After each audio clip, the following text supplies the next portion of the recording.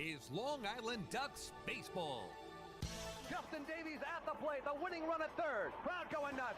Swung on, bouncing ball left side, off the mitt, up third baseman Brad Strauss. Here comes Willie Rodriguez. Justin Davies has done it again. The Ducks are one flag away from the championship. Jason Johnson makes the catch. He makes the catch, and the Long Island Ducks have swept the Camden River Sharks. They are the 2004 Atlantic League champions. Going back is Adam Bailey. He settles under it. He makes the catch! Adam Bailey makes the catch! And for a second straight year, the Atlantic League trophy will reside on Long Island. The Ducks are the Atlantic League champions. Swinging a ground ball, hit toward short, charging in his lines. He fields, throws to first. The comeback is complete. From 2-0 down in the series, the Long Island Ducks have won 3 in a row at home. And for the 5th time in franchise history, they will head to the Atlantic League Championship Series. And now it's time for the Long Island Ducks pregame show. We are back here live at PeoplesBank Park in York, Pennsylvania. It is time once again for Long Island Ducks baseball. And now it is time for Game 2 of this single admission doubleheader between the Long Island Ducks and the York Revolution. Well, good evening, everybody. My name is Michael Pollock. Happy to be back with you for the nightcap. Well, really, both games are at night, but Game 2 of this single admission doubleheader. The Ducks taking Game 1 earlier this evening, 5-1, behind a complete game, 1-run performance from John Brownell. He fired all 7 innings, gave up just 1 run on 4 hits and 2 walks, struck out 6 to earn his 10th win of the year, his first complete game, and he is now 10-4 on the season. Victor Mateo started for York. He took the loss, falling to 6-9, as he allowed 4 runs on 8 hits over 5 1/3 innings, walking 2 and striking out 2. He gave up a 3-run home run to Giovanni Alfonso in the second, which was a big blow, as was a 2-out RBI double by Mark Krause in the 7th off of Jake Ezel. The only run Brownell allowed was the sac fly from Jared Mitchell in the 3rd. So the Ducks with the win are now 6 games clear of Bridgeport in the second half Liberty Division standings, and now 7 clear of Somerset. As we get ready for Game 2, here's the starting lineups. For the Ducks, Jordan Hinshaw will lead off in right field. Delta Cleary Jr. in center field bats second. Lou Ford, the left fielder, will hit third. And the cleanup hitter at first base is Mark Krause. Elmer Reyes will bat 5th and play second base. Derek Piles is the designated hitter. He will hit 6th. Giovanni Alfonso at third base will bat 7th. Audie Affiner does the catching and hits 8th. Rounding out the order, the shortstop is Dan Lyons. For the Revolution, it'll be Alonzo Harris leading things off at second base. Jared Mitchell, the right fielder, will bat second. Tyrone Verona hits third and plays left field. The cleanup hitter is Telvin Nash. He will serve as the DH. Rest of the lineup coming up to you here in just a moment. First pitch of the game is taken on the outside corner for strike 1 by Jordan Hinshaw. Michael Burgess at first base bats 5th for York. Luis Cruzan does the catching and hits 6th. Ryan Dent is the shortstop and 7-hitter. Travis Witherspoon in center field hits 8th. Chase Simpson rounds out the order at third base. Hinshaw takes inside under the hand, Steven the count at 1-1. Frank Gailey, the left-hander, is on the mound tonight for the York Revolution here in Game 2. The Ducks will send righty Matt Larkins to the rubber. Here's the 1-1, a swing and a miss. Hinshaw chased an off-speed pitch down in the zone. And so the count goes to 1-2. Gailey comes in with 12 wins on the year, which is the most among Atlantic League pitchers coming in. He is 12-9 and has a 4.46 ERA.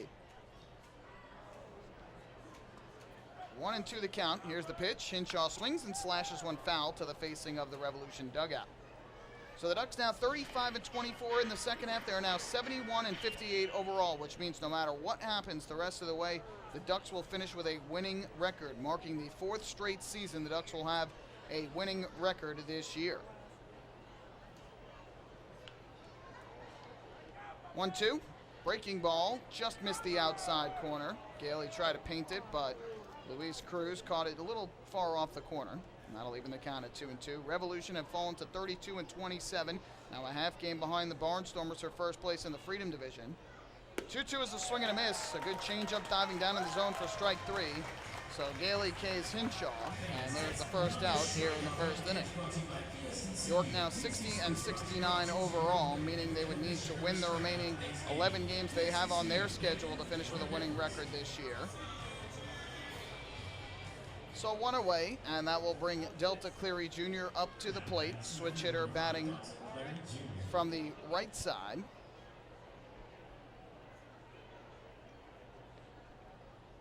First pitch is a fastball that runs inside.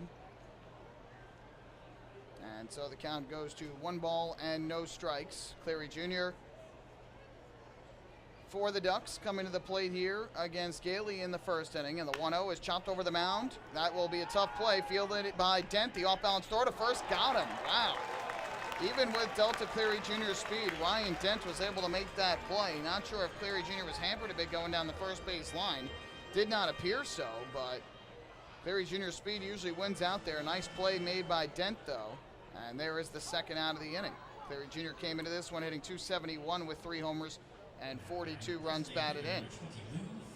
Defensively here in Game 2 for York, it is Tyrone Verona in left, Travis Witherspoon in center, and Jared Mitchell in right. On the infield from left to right, Chase Simpson at third, Ryan Dent is the shortstop, Alonzo Harris at second base, and Michael Burgess is the first baseman. First pitch here to Ford is a fastball strike on the outside corner, 0-1. Doing the catching is Luis Cruz as Isaiah Tejeda gets Game 2 off. And on the mound is the lefty Frank Gailey. 0-1 to Ford, swinging and a miss, out in front of the changeup from the southpaw, and he's quickly ahead 0-2.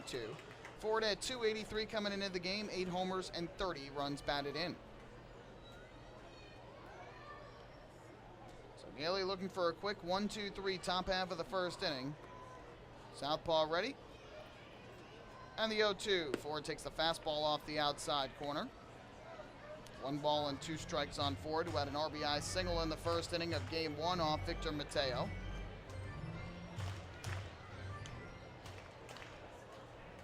Now Gailey's 1-2, swinging a ground ball right back to the mound. Gailey fields on a hop, throws over to first in time for the out.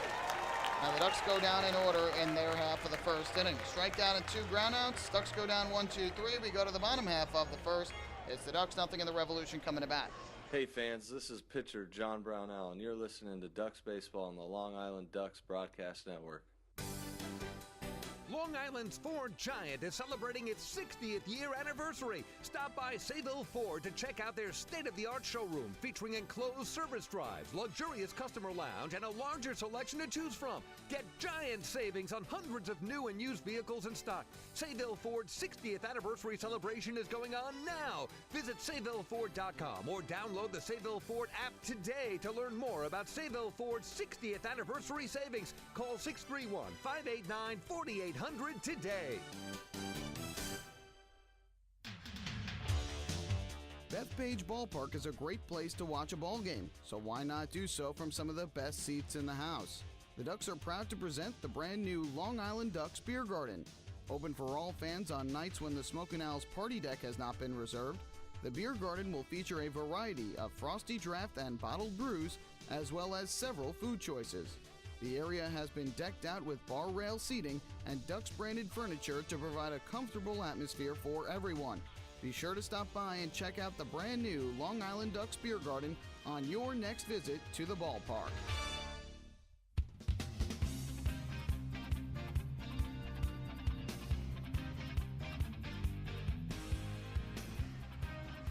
On to the bottom of the first inning here in Game 2 of the doubleheader. No score yet between the Ducks and the Revolution.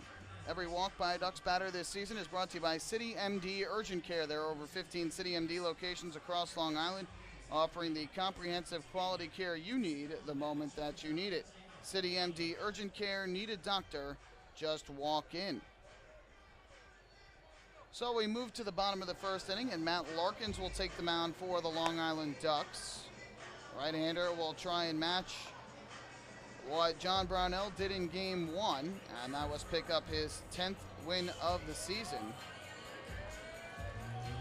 Leading off for your Revolution, your second baseman, number 2. Great stat posted on Twitter by Terry Denley, otherwise known as Baseball Invest on Twitter. With his complete game in Game 1 tonight, John Brownell now joins Corey Thurman, who has 4, and Tim Kaine, who has 5, with 4 or more double-digit win seasons in the Atlantic League. So John Brownell in rare air there. Corey Thurman, the longtime York Revolution right-handed starter, whose number was retired by the team here. First pitch on the way to Alonzo Harris, and he pops one up, foul behind the plate. Audie Affner sheds the mask, chasing back towards the screen, reaches back, and it goes off his glove and lands on the grass. Affner looked like he overran it a little bit. The wind not blowing as hard out to center, but still blowing to right center. The ball hits off the glove of Hafner and lands in the field of play. So instead of the first out, it is just strike one.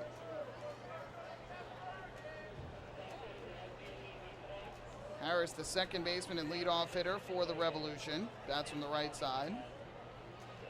And the 0-1 from Larkins on the way.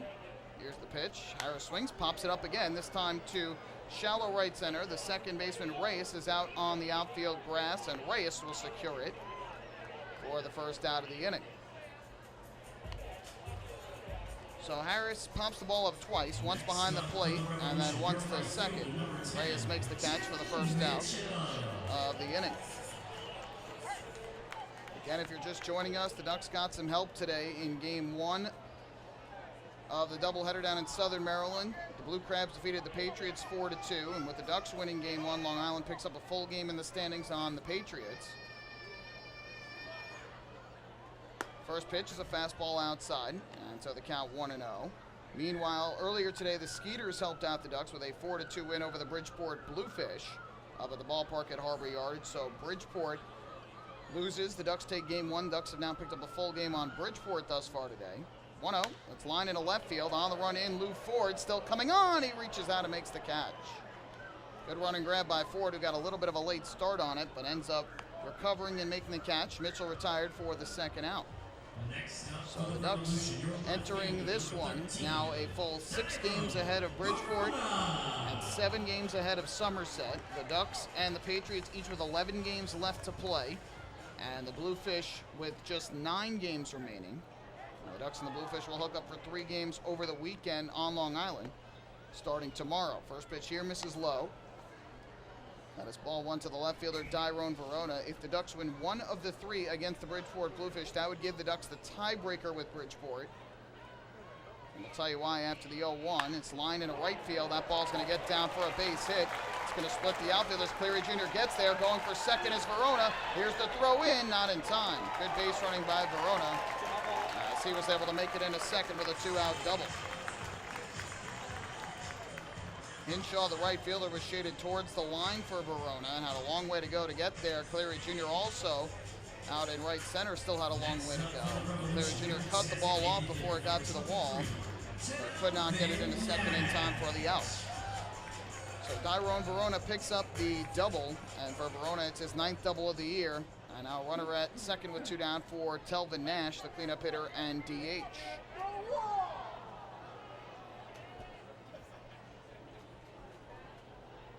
Larkins set at the belt. And his first pitch, swinging and a foul tip into the glove of Hafner for strike 1. Left fielder is Lou Ford. Delta Cleary Jr., the center fielder, Jordan Hinshaw, is around in right. On the infield from left to right, it is Giovanni Alfonso at third, Dan Lyons the shortstop, Elmer Reyes at second base, and Mark Krause at first. Audie Hafner does the catching, and Matt Larkins, the right-hander, on the mound. 0-1 to Nash. Breaking ball popped up in the air. Right side of the infield, Elmer Reyes, the second baseman, there to make the catch. And it's a scoreless first inning for Matt Larkins. So the Revolution get a 2-out double, but nothing further. No runs, 1 hit, and 1 left. We have played 1 here in Game 2 of this single admission doubleheader. Ducks and the Revolution are scoreless. Hey fans, this is shortstop Dan Lyons, and you're listening to Ducks Baseball on the Long Island Ducks Broadcast Network. PSEG Long Island is making things work for you with over 10 energy efficiency programs that can help you save on your monthly electric bill. From our free online energy analyzer and in-home energy assessments to rebates on energy efficient air conditioning, even discounts on LED light bulbs. Helping you save on electricity is our job. What to do with your savings? Flight 85 now boarding for the Magic of Orlando. Is entirely up to you. Visit PSEGLINY.com/save money. Just one more way PSEG Long Island is making things work for you. Take your group out to the ball game this season and enjoy all the fun of Ducks baseball at discounted prices with the picnic area, luxury suites, the Smokin' Owls party deck, and so much more. Bringing your group to the game will be an unforgettable experience. The Ducks even offer opportunities to sing the national anthem, serve as the Ridgewood Savings Bank color guard, be the Nicolak Dream Team, put on a pregame performance, or shag fly balls during Ducks batting practice. To book your outing today, call 631-940-3825 and ask for the group sales department. Long Island Ducks Baseball. Good times every time.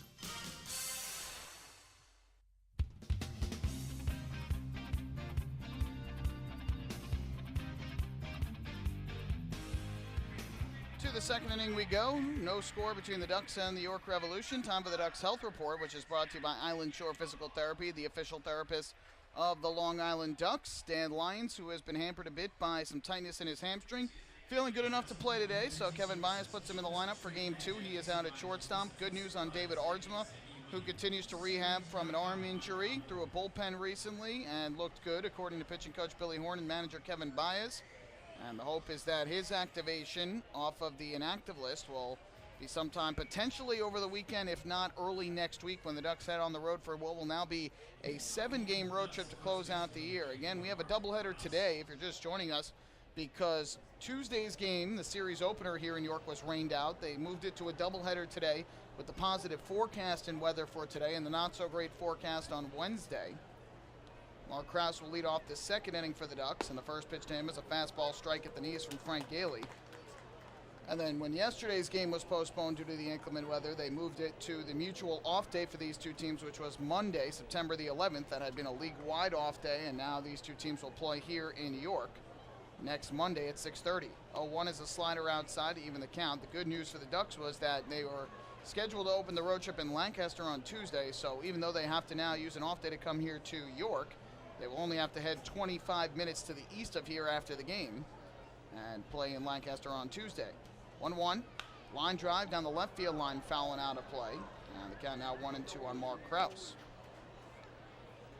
So a rain-shortened 2-game series. The Ducks took the opener tonight 5-1, trying to sweep this doubleheader. Ducks will head back home, and they will open up the 3-game series, with Bridgeport tomorrow. 1-2, breaking ball, grounded foul, first base side. As for the Revolution, they will head to Bridgewater, New Jersey to take on the Somerset Patriots. So the Ducks will actually be rooting for the Revs this weekend, and York will play 3 games over the weekend, Friday and Saturday night, Sunday afternoon. 1-ball, 2-strike pitch in this lefty-lefty matchup, and Krause takes the fastball up and away for ball 2. We were talking about last inning how if the Ducks won one of the 3 games against Bridgeport over the weekend, obviously Long Island wants to win more than that, but if they win one, they guarantee themselves at least a tiebreaker with Bridgeport in terms of the second half standings. And again, we'll wait for the 2-2 and then we'll tell you why. Gailey kicks, fires, and Krause takes a slider off the outside corner for ball 3. The first tiebreaker in terms of a second half divisional tie is head-to-head record in the second half, which right now the Ducks have a 4-3 lead over Bridgeport in the second half head-to-head. 3-2. Fastball taken high, ball 4. Good at bat there for Krause, and he works the leadoff walk. First base runner of the night for Long Island here in Game 2. And it's brought to you by City MD Urgent Care. There are over 15 City MD locations across Long Island. Need a doctor, just walk in.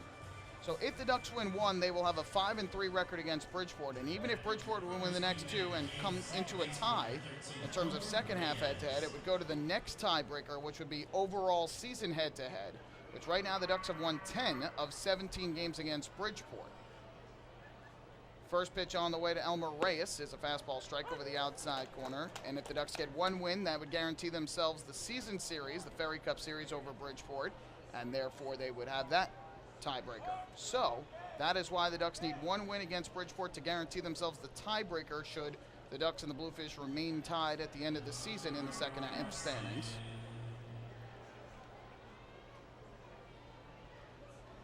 0-1, ground ball, foul, third base side.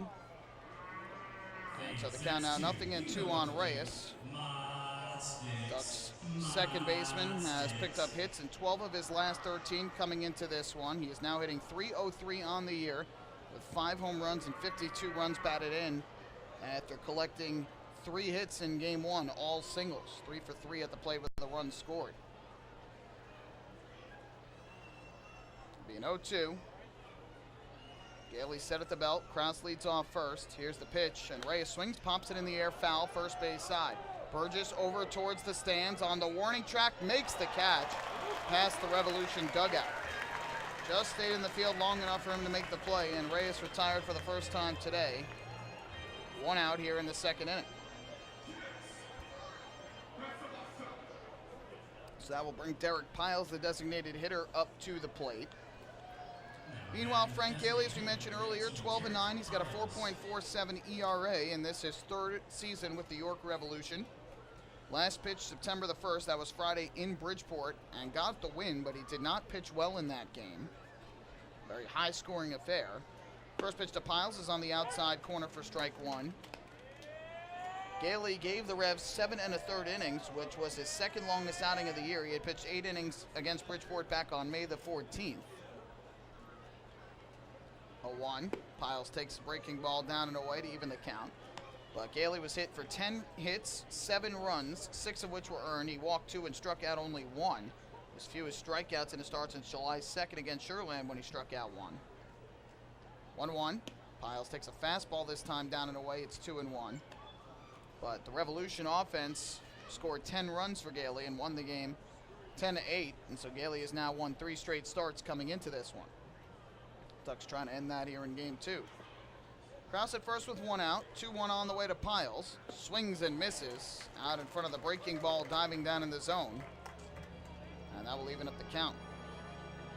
Since joining the Ducks, Piles has a .244 average, 11 for 45.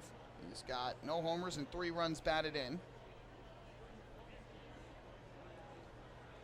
2-2. Breaking ball, good eye by Piles. Gailey was ready to get strike 3 with Piles looking like he was ready to swing, and Piles held up last minute. So now the count full at 3-2. We'll see if the Ducks send Krause from first. I don't think they will. It's being held on by Burgess. Gailey's payoff pitch coming. Runner does not go, and the 3-2 is swung and line into left field. That's a base hit for Derek Piles. So Derek Piles works the count well on Frank Gailey and ends up lining a base hit over the shortstop Brian Denshead.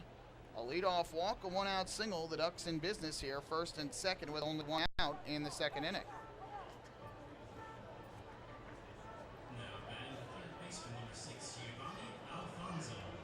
The Ducks, who took the lead in the first inning of game 1, trying to take the first lead again here in game 2 of the doubleheader. Each team now with a hit. And here is the 7-hitter and third baseman Giovanni Alfonso to the plate from the right side. Gailey comes set. And the first pitch, Alfonso, a swing and a foul tip into the glove of Luis Cruz for strike 1. Just got a little piece of it.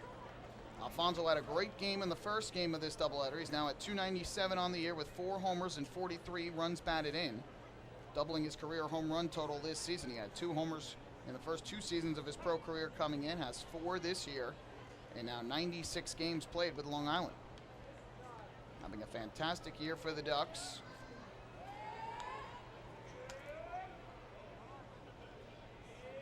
Here comes the 0-1. Alfonso foul tips it again. This one looked like it hit off the right hand of Luis Cruz, the catcher. Shakes out the pain from his hand, and now Alfonso behind in the count at 0-2. Alfonso in the second inning of game 1 came up after back-to-back 1-out hits from Elmer Reyes and Alex Bergen, lined a 3-run home run over the left center field wall into the playground. He's now up again in the second inning with 2 on and 1 out. Gailey comes set. Here's the 0-2. Kicking the pitch. Fouled straight back to the screen. Good cut by Alfonso. And fouls it back behind the plate.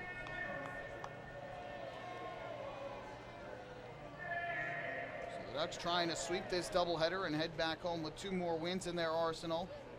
Revolution now trying to split the twin bill before they head to Bridgewater, New Jersey tomorrow. Be an 0-2 pitch here from Gailey. Runners lead from first and second. The pitch, swing and a miss, strike 3. Alfonso chased the breaking ball down in the zone. Very rare to see Alfonso expand the zone like that, but he swings through it. Second strikeout of the game for Gailey. Now with 2 outs, that will leave it up to the catcher and 8-hitter, Audie Affiner. Umpires for this game, calling balls and strikes behind home plate, is Bill Reuter. David Shirk is over at first base, and Buzz Albert around at third. The umpire and crew from game 1 rotated 1 base each clockwise. At least 1 spot on the infield clockwise since there's no second base umpire. Gailey's first pitch to Affiner. Takes a fastball that runs off the outside corner for ball 1. Affiner did not play in game 1. He has played in 10 games thus far with the Ducks, 9 for 36, a .250 batting average. No homers and a run batted in. And trying to come up with a clutch 2-out hit here to bring in Mark Krause from second base. Piles leads off first as well. 1-0. That's way outside. Another breaking ball from Gailey, but he missed the zone. And the count 2 balls and no strikes. Ducks out hit the Revolution 9-4 in game 1 of the doubleheader. They drew 3 walks while York drew 2. Another vintage performance from John Brownell gave the Ducks exactly what they were looking for. Length and a strong performance. Had really only 1 jam in the game, and he wiggled out of it with just 1 run allowed on an out. 2-0, popped in the air foul, first base side. That'll drift into the seats out of play. And the count 2-1. Most of the fans have stuck around here in between games of the doubleheader, especially with the earlier start time at 5 o'clock. It's only 8:12 here in York. Down the lines where the stands curl in the home plate, still pretty empty, but a little bit more filled in when you get in between the bases. The 2-1 from Frank Gailey. Affner swings and pops it in the air foul down the right field line. This will drift well out of play once again. Down into the bullpen balcony seating section above those seats down the right field line that curl into the plate. So Gailey gets the count even at 2-2 and trying to work out of the mini jam here in the second. Walked Mark Krause to begin the inning, then gave up a base hit with 1 out to Derek Piles. But I struck out Alfonso, and now with a 2-2 count on Affner. Gailey gets the sign and comes set. Looks to second, deals to the plate, and Affner swings, and it's a line drive towards second. On the ground, it rolls to Harris. He'll throw on at first to beat the hustling Affner, and that'll retire the sign. So the Ducks threaten to get the lead, but they do not end up plating a run. No runs in the inning, a hit, a walk, no errors, and 2 left. After an inning and a half here in game 2, we remain scoreless. Hey fans, this is outfielder Delta Cleary Jr., and you're listening to Ducks Baseball on the Long Island Ducks Broadcast Network. Hey, Ducks fans, the official hotel of the Long Island Ducks is the Radisson Hotel, Hauppauge, Long Island. It's centrally located on the north shore of Long Island and offers a home away from home for both business and leisure guests. The Radisson Hotel, Hauppauge, Long Island features an indoor pool, 24-hour business center, a fitness center, and complimentary Wi-Fi in all guest rooms. Enjoy the contemporary American cuisine at the Fountain Grill restaurant or grab a quick bite to eat at Cafe Pronto. And best of all, it's only minutes away from Bethpage Ballpark. The Radisson Hotel, Hauppauge, Long Island, the official hotel of the Long Island Ducks. Call 631-231-1100 today. That's 631-231-1100. Baseball fans, the Long Island Ducks mobile app has officially arrived. Powered by Clear Vision Apps, it's your one-stop shop for all things Ducks baseball. Buy tickets straight from your mobile device. Receive game status updates with push notifications. Check out up-to-the-minute news and scores and interact with the Ducks on social media. Best of all, it's free. Download the Ducks mobile app today by visiting the App Store on your Apple-powered device or Google Play on your Android-powered device. The Long Island Ducks mobile app, with you wherever you flock to.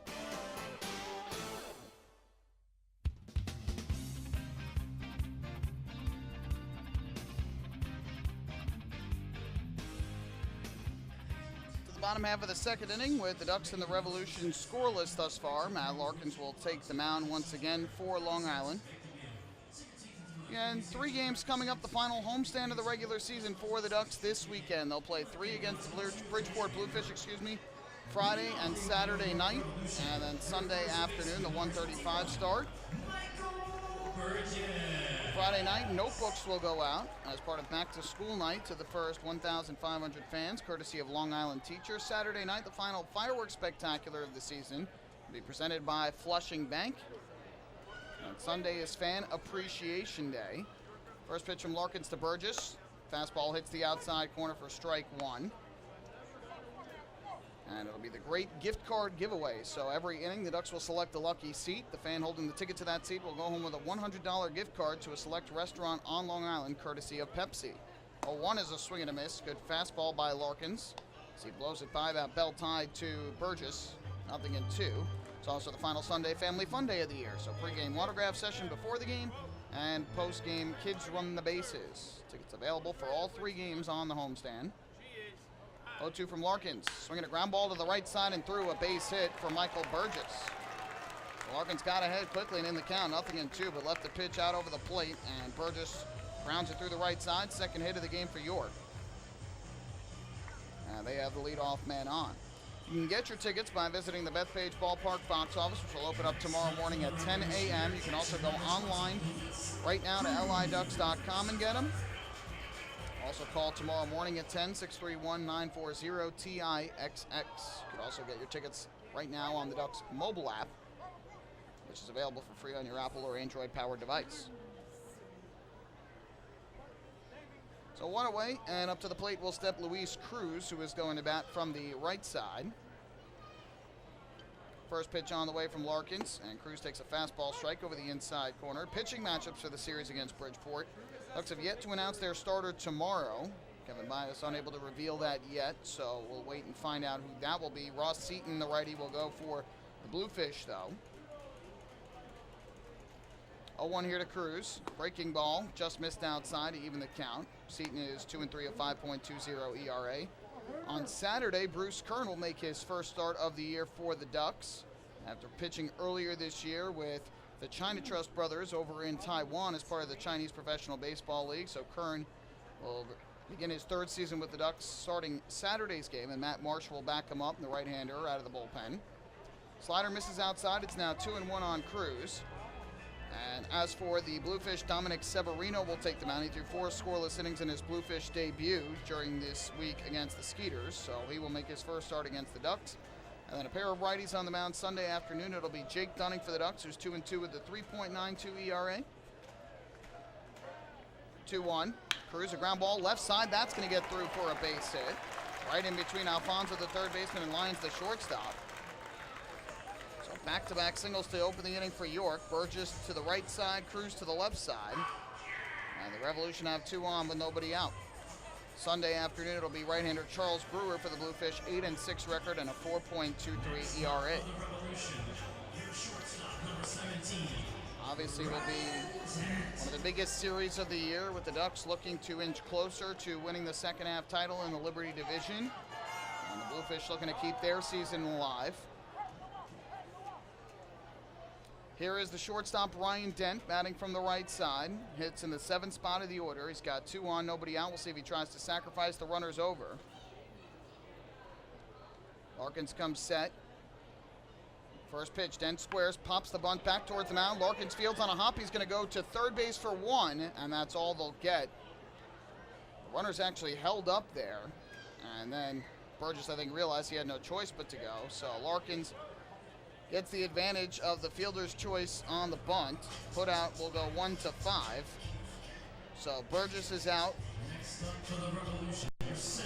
He was at second base. He is now retired. Cruz advances on to second base. And the sacrifice unsuccessful for Ryan Dent.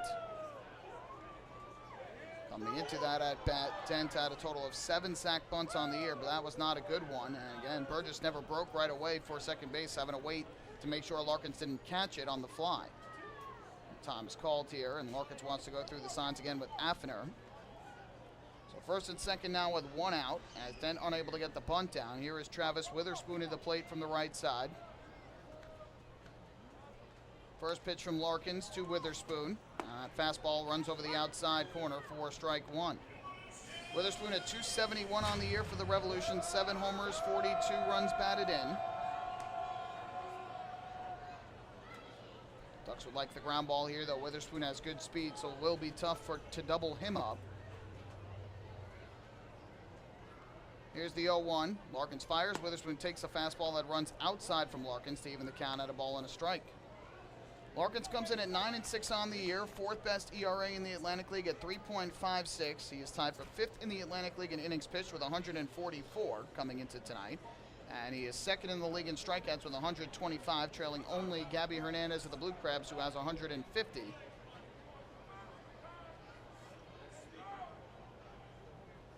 Here's the 1-1. Grounded foul, actually knocked foul off the mask of Affiner. Knocked the mask clean off him. And the count 1-2. We were talking earlier during the doubleheader in Game 1 about Alonzo Harris and his candidacy for Player of the Year, along with Mark Krause of the Ducks. Gabby Hernandez, meanwhile, of the Blue Crabs, certainly in the running for Atlantic League Pitcher of the Year. He has 11 wins, 1 win shy of tying Frank Gailey for the most in the Atlantic League. He leads the league in strikeouts with 150. So right near the top of the league among 2 of the pitching Triple Crown categories, but he is not among the top 5 in innings pitched. Hernandez at 141 1/3, just outside the top 5.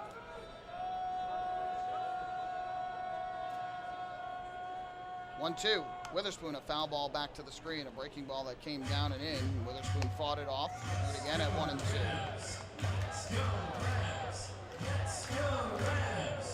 ERA, though, Gabby Hernandez does lead the league in that, and that is actually the pitching Triple Crown. It's wins, ERA, and strikeouts. So Hernandez tops in the league in ERA and strikeouts, and 1 win away from tying Frank Gailey at the top. Although Gailey pitching tonight here could get his 13th win if he defeats the Ducks. 1-2 again to Witherspoon. Fastball down in the zone, blocked nicely by Affiner.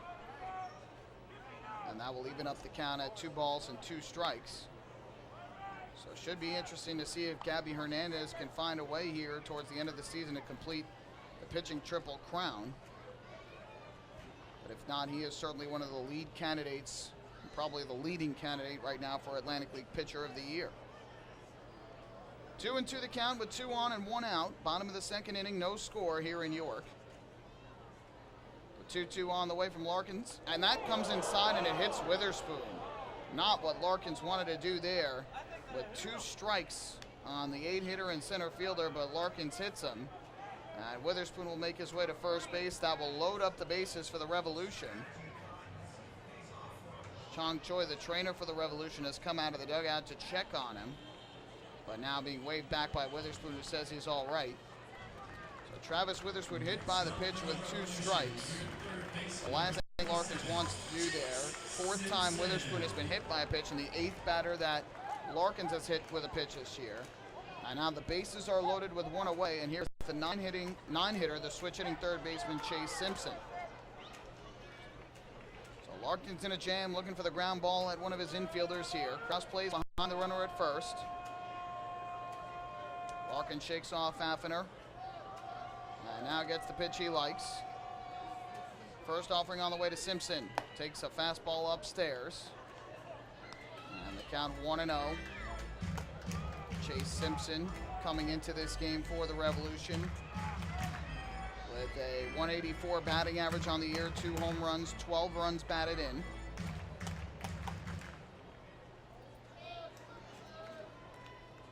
Long looking for the sign, and now Larkins is set. And the 1-0. Check swing, breaking ball down and in. They appeal, and Buzz Albert says that Simpson did not go around. It was close, but Simpson able to hold up enough, and it's now 2 balls and no strikes.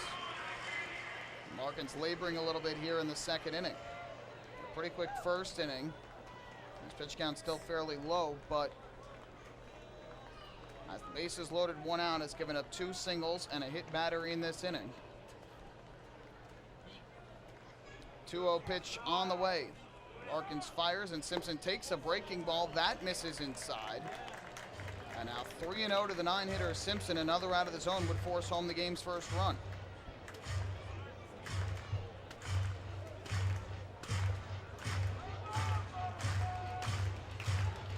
So York looking to take advantage here of Larkins in the 2nd and get home the first run of the ball game. 3-0 on the way to Chase Simpson, and this is way high for ball 4. So Matt Larkins walks the 9-hitter Chase Simpson on 4 pitches after hitting Witherspoon with 2 strikes on him. And the first run of the game comes home. Revolution take a 1-0 lead. So a walk issued by Larkins, and now pitching coach Billy Horn going to come out of the dugout to try and settle him down. For Simpson, his 13th run batted in of the season on his 22nd walk. So Cruz scores from 3rd, Dent moves to 3rd, and Witherspoon is 2nd. That's a wildness here by Larkins in inning number 2 after getting a big out. He got the force out at 3rd on the bad bunt by Ryan Dent. And now you have the 8 and the 9 hitters to the plate with 1 out in the inning to try and get out of it, but a hit by pitch of Witherspoon with a 2-2 count. Now a 4-pitch walk to the 9-hitter Simpson. Next up for the Revolution. So hopefully Billy Horn was able to calm Larkins down a little bit on the rubber. Now back to the top of the order for a guy you don't want to come to the plate with the bases loaded, and that's Alonzo Harris. He popped his 2nd his first time up tonight, but now with the bags full. Dent at third, Witherspoon at second, Simpson at first. First pitch on the way from Larkins, and Harris will swing and a miss, chasing the slider off the outside corner. Surprising to see him swinging there after 4 straight out of the zone from Larkins. He did chase a pitch outside, swings through it for strike 1. Harris had a couple of hits and 3 at-bats in game 1 of the doubleheader, both of his hits singles.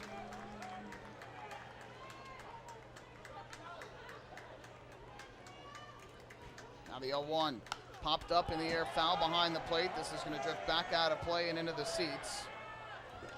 And now it is quickly 0-2. So Larkins gets ahead in the count, 0-2 here on Alonzo Harris, and obviously with 2 strikes on him, Larkins has to be careful not to leave anything out over the plate. With Harris's ability to get on base, try and get him to expand the zone, chase out of the zone for either strike 3 or get him to roll over one of the infield, though Harris does have very good speed. Here's the 0-2. Larkins kicks and comes home, and Harris will swing and miss strike 3, and he did just that. To a hard fastball down in the zone, and Harris swung through it. So a big first strikeout of the game for Matt Larkins as he retires Harris, who came into this game with a .320 batting average, 21 homers, and 68 runs batted in on the season. But he strikes him out for out number 2, and that will leave it up to Jared Mitchell, who pumped out to left his first time up.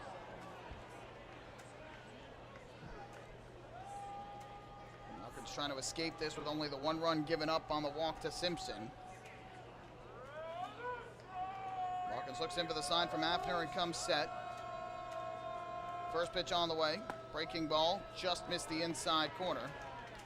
And the count of 1-0. Mitchell in game 1 drove in the only run of the game for York with that sac fly. He was 0 for 2 in the game with the sacrifice fly. That came in the bottom of the 3rd inning.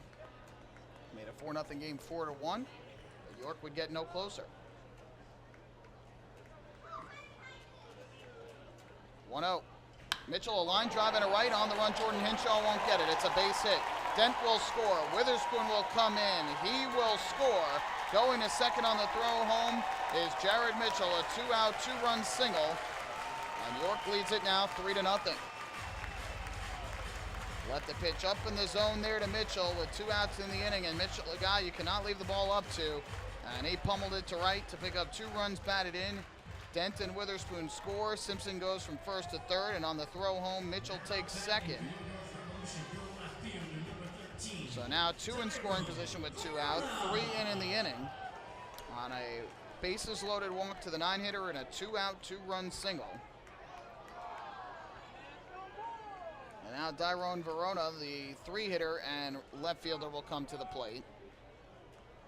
First pitch on the way from Larkins. Swing and a miss by Verona as he cuts through the pitch over the outside corner.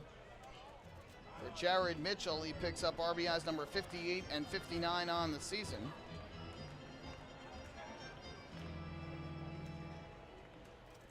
An 0-1 here to Verona, who doubled to right center his first time up tonight.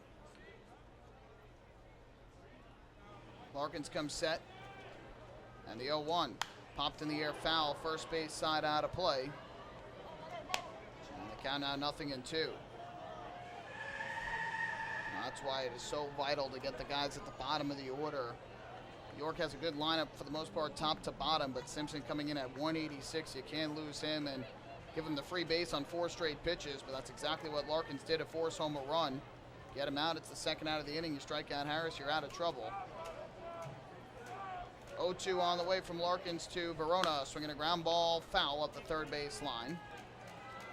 Over the head of the runner at third, Simpson. So we'll do it again at 0-2. Verona, the 8th man to bat in the inning against Matt Larkins, whose pitch count has been knocked up now to 33, which is still not bad for the second inning of the game. But York still trying to add more to their lead. Be at 0-2 here. Larkins comes set. Fires to the plate, and Verona a swing and a miss, strike 3. Larkins got him on the breaking ball downstairs, and that will end the inning. But the Revolution get the first lead of this game. They sent 8 men to the plate, and they played 3 runs in the inning on 3 hits, a walk, and a hit batter. No errors, and 2 left on for York. After 2 innings here in Game 2, the Revolution now in front of the Ducks, 3-0. Hey fans, this is outfielder Angelo Sanko, and you're listening to Ducks Baseball on the Long Island Ducks Broadcast Network. Going way back is Joe Holden, and he is looking up, and that one is headed to field 5 at Robert Moses. The waves are gnarly, and the Ducks have tied it at 1. That was another home run for the Ducks. And Duck fans, what's more fun than a home run that helps the Ducks win a game? How about a homer that helps the community win? Chappie's Funeral Home and the Long Island Ducks have once again teamed up for the Chappie's Home Run Challenge. If the Ducks hit 100 homers this season, Chappie's Funeral Home will donate $5,000 to the Quackerjack Foundation. So every time a Ducks hitter goes deep this season, watch for the Chappie's Challenge home run count on the scoreboard. And if we reach 100, we're all a winner. Chappie's Funeral Home, where caring for others is a family tradition. Can't get enough of the Long Island Ducks? Well, now you can get even more inside info on your favorite hometown team through Facebook and Twitter. The Ducks are constantly updating fans through social media with scores, transactions, ballpark promotions, and much more. You can even win great prizes. All you'll need to do is make a free account on Facebook and Twitter, and then visit us at facebook.com/LIDucks and twitter.com/LIDucks. Think you're Long Island's biggest Ducks fan? Get connected now.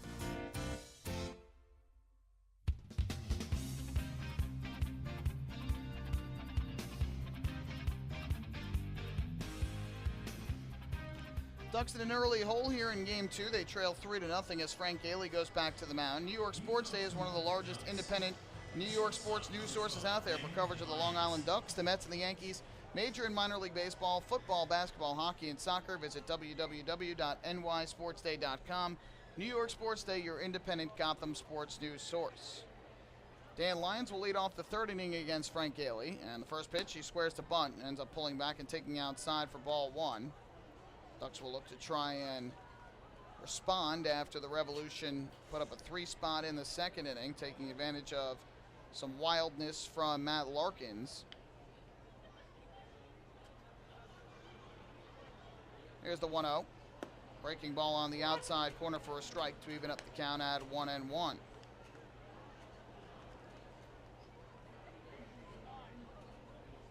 Lyons did not play in Game 1 and comes into this one with a batting average this year of .261, 7 homers, and 36 runs batted in.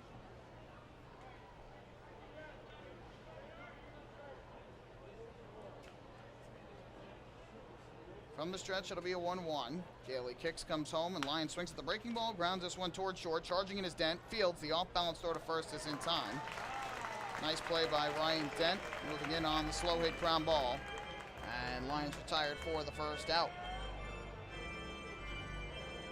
Revolution used the momentum after getting out of the first and second one-out jam in the second inning. In fact, that's the third time today the Ducks have had runners at first and second with 1 out in an inning and came up empty, something the Ducks will certainly have to improve upon the rest of the year. Jordan Hinshaw to the plate. He takes a breaking ball at the knees on the inside corner for strike 1.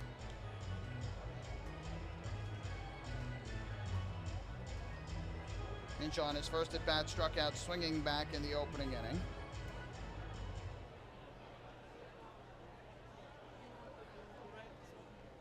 Now the 0-1, breaking ball fouled off down the right field line out of play. And Hinshaw quickly behind, 0-2. In Game 1 of the doubleheader, Hinshaw was 0 for 3 at the plate with a run scored. He drew a walk and scored in the first inning and had 2 hard line drives to right in the second and the fifth. Both hung up there long enough, though, for Jared Mitchell to make the catch. Breaking ball here, misses down and in. And so now 1 ball and 2 strikes on Hinshaw. Gailey has looked strong thus far for the Revolution as he tries to salvage a split of this doubleheader. This one misses down and away from Gailey, out of the zone once again. And that will even up the count at 2 balls and 2 strikes.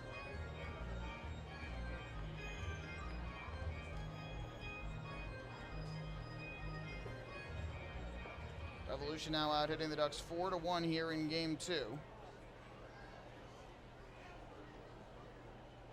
Pitch on the way. Hinshaw swinging a foul tip into the glove of Cruz for strike 3. So Gailey got him to swing through another one. Second time that Hinshaw struck out swinging in this game. Third strikeout of the night for Gailey. And there's 2 away.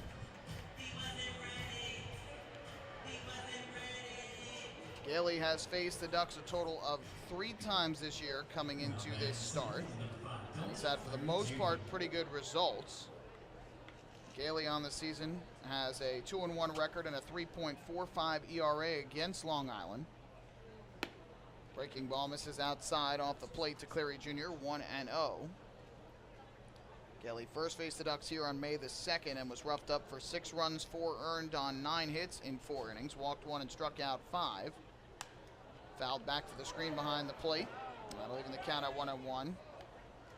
He then faced the Ducks May 8th on Long Island and threw 6 shutout innings, striking out 7, allowing 3 hits and 2 walks to get the win. And then defeated the Ducks here on August the 1st. In an 11-1 win, he allowed 2 runs over 5 2/3 innings on 3 hits and 3 walks while striking out 3. So a rough first start, but has been better since against the Ducks. 1-1, Cleary Jr. fouls another one back. A breaking ball down in the zone, Cleary Jr. went fishing at and fouled it back behind the plate. First at bat of the night, Cleary Jr. grounded out to short, a chopper over the middle that Ryan Dent made a nice running play on. And got the out at first base.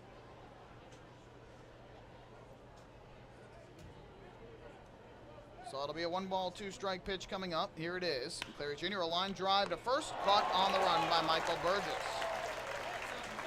So Burgess a line drive by Cleary Jr. and he moved towards the line quickly to make the catch, and the Ducks go down 1-2-3 for the 2nd time tonight against Gailey. So Long Island goes in order. We will head to the bottom of the 3rd inning. Revolution out in front 3-0 here in game number 2. Hey fans, this is pitcher Matt Larkins, and you're listening to Ducks Baseball on the Long Island Ducks Broadcast Network. Oh, I love it! The color of my new Nicolat patio is so vibrant. It's unlike anything I've ever seen. You're welcome. I'm just going to go finish that Nicolat walkway now. Make your pavers vivid Nicolat pavers. The best looking, most vibrant pavers with the most 3-color blends in the industry. Featuring Nicolat's exclusive paver shield and color blending technology. With color throughout and guaranteed not to fade. Live life in color with Nicolat. Visit Nicolat.com.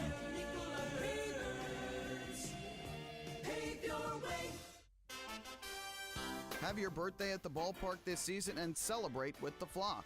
Kona Ice birthday party packages with the Long Island Ducks are now available. Each package includes 10 box seats, a commemorative birthday t-shirt and autographed baseball, a pizza and Kona Ice party in the Hebrew National Picnic area, and so much more. Best of all, the birthday child will stand on the dugout while the entire crowd sings happy birthday. Reserve your party today by calling the group sales department at 631-940-3825. Kona Ice birthday parties with the Long Island Ducks, a once-in-a-lifetime experience.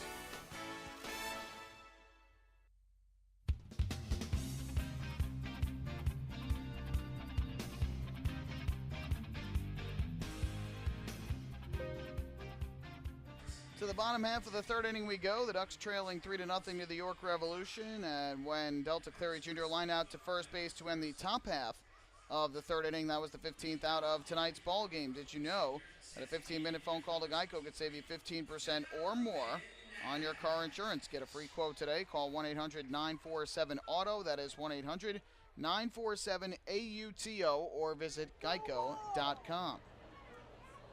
So Matt Larkins will look to bounce back after the rocky bottom of the 2nd inning. Telvin Nash, the only batter who didn't come up in the 2nd inning, leads off the 3rd and takes a fastball belt high for a strike. The count is 0-1. Nash, in his first at-bat of the night, popped out to right field back in the 1st inning.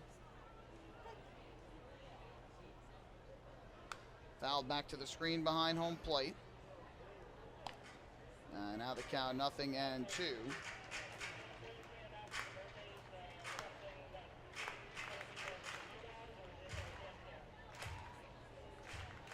Nash in game 1 for the Revolution was 0 for 2 at the plate with a walk.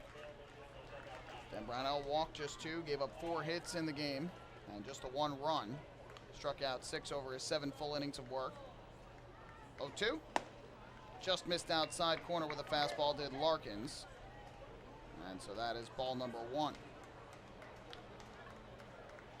Defense shifted slightly here to the left side for The righty hitting Nash. The second baseman, Ray, is shaded towards the middle. The shortstop, Lyons, to his right. Time is called here because the digital billboards out in right center and left center both have white billboards up. Now they have changed them to put the black sign up. A new addition to the ballpark here a couple of years back, and accidentally sometimes you see those white signs, and batters will ask for that to be removed. 1-2, and the breaking ball misses low to even the count at 2 balls and 2 strikes. A nice new feature that the Revolution added with that digital signage. Definitely enticing for sponsors, certainly, but obviously you have to remember the rules and the batter's eye part of it for the game, not to inhibit the views of the hitters. 2-2. Slider runs outside, and the count full at 3-2. That's technically not part of the batter's eye, those signs, but when they turn white, it does make it tough, especially if the pitch comes from the side a little bit to the hitters. So it'll be a 3-2 here to Telvin Nash, leading off the bottom of the third. Larkins works out of the windup. And his payoff pitch is swung on and foul tipped. Just getting a little piece of it was Nash, and Afner couldn't hang on. So we'll do it again with the count full at 3-2.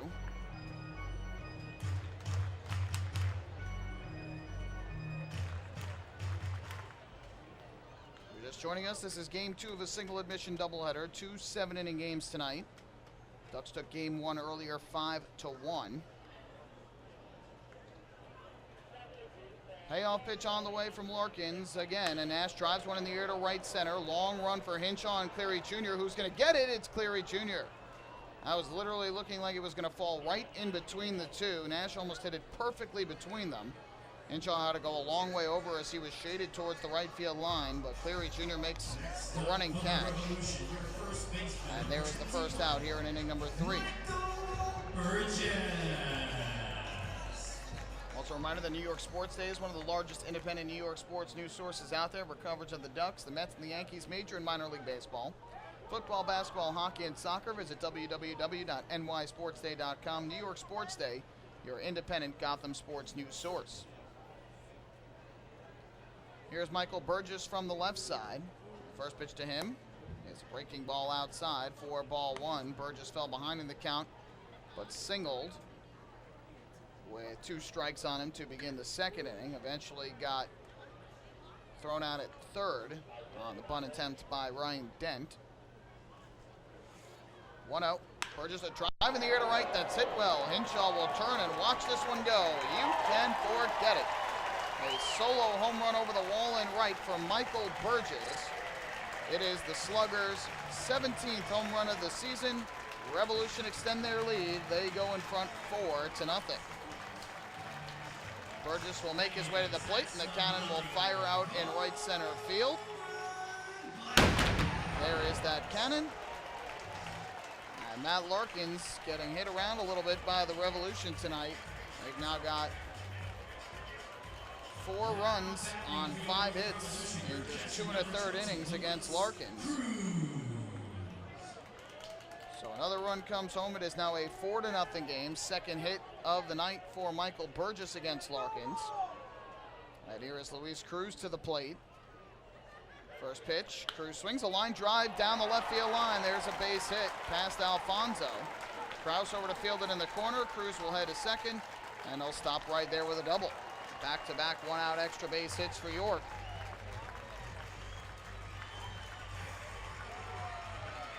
Larkins, when he faced the Revolution last week, did not have his best stuff, but pitched fairly well. 5 2/3 innings, gave up 3 runs, all earned on 6 hits. He did walk 5, had a battle throughout, but was able to get out of some big jams, struck out 6. The Ducks won that game 5-4. Long Island has won each of Larkins' last 7 starts, so for the Ducks to win this one, Larkins is going to really need to settle down quickly, and the offense is going to need to find a way to break through against Frank Gailey. Still a long way to go in this one, but Larkins having some difficulties. Here is Ryan Dent, and the first pitch to him misses inside for ball 1. Dent reached on the fielder's choice on the failed bunt attempt in the second inning. Try to move over Burgess and Cruz, but sent right back to Larkins, who was able to make the easy out at third. 1-0. Line down the right field line, foul. Another hard hit ball, but this one scalded foul. And now we'll even up the count at 1-1. Larkins has had his struggles with the Revs though this year. This is his fifth appearance, fourth start against York, and York has tagged him for a 9.20 ERA, 1-1 record. Larkins has given up 15 runs, all earned in 14 2/3 innings on 26 hits coming in.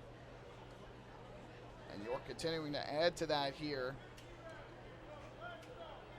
And the second game of this doubleheader. 1-1. That fastball runs off the outside corner. Now 2 balls and 1 strike on Ryan Dent, who in game 1 was 0 for 3 at the plate.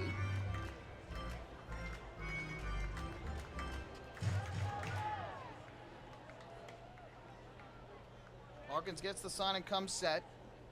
Here is the 2-1. Missed upstairs with a fastball, and Larkins just does not have that pinpoint control that you typically see out of him. He's walked only 1, but he's also hit a batter and just getting into a lot of long counts now here against some of these Revolution hitters, leaving pitches over the plate. So 3 ball, 1 strike count here to Ryan Dent. Good hitters count. Larkins looks to second, deals to the plate, and Dent takes high and inside for ball 4. So there's the second walk of the night issued by Larkins. Now 3 straight have reached with 1 out in the 3rd inning. I think that's going to get the Ducks bullpen working a bit. Larkins has been a model for an innings eater of late for the Ducks, and throughout the course of the season, we mentioned he's tied for 5th in the league coming in innings pitched with 144 of them, but really laboring tonight against the Revolution. Worked around a double with 1 out, with 2 outs in the first, but faced 8 batters in the 2nd inning, giving up 3 runs on 3 hits, a walk, and a hit batter. And has now given up a homer, a double, and a walk with 1 out in the 3rd. Travis Witherspoon now to the plate, first pitch, and Witherspoon swings and taps this one foul. And so the count 0-1. We cannot tell who is indeed warming up down the left field line, but there is a pitcher starting to get loose for Long Island. The Ducks bullpen well rested after having back-to-back days off because of rainouts, and Brownell throwing a complete game in game 1. The 0-1 pitch. Larkins fires, and Witherspoon takes a breaking ball that just missed the outside corner. Some close pitches here in this inning that Larkins has not gotten calls on, but he's certainly not going to get many of those calls with his wildness a little bit on the mound tonight. He's been missing with some of the pitches like he has. Those close pitches usually don't go his way. Same with any pitcher. 1-1, and missed upstairs this time with a fastball. So now 2 balls and 1 strike on Travis Witherspoon, who was hit by a pitch with a 2-2 count in the 2nd inning that loaded the bases for Simpson, who then drew a 4-pitch walk to force in the game's first run.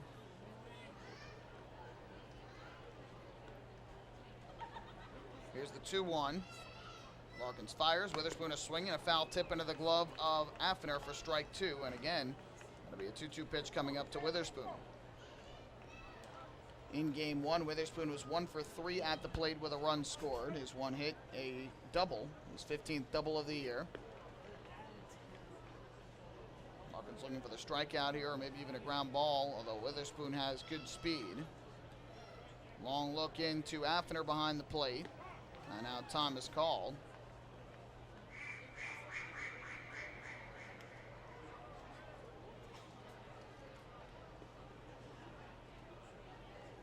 Larkins gets the sign and comes set.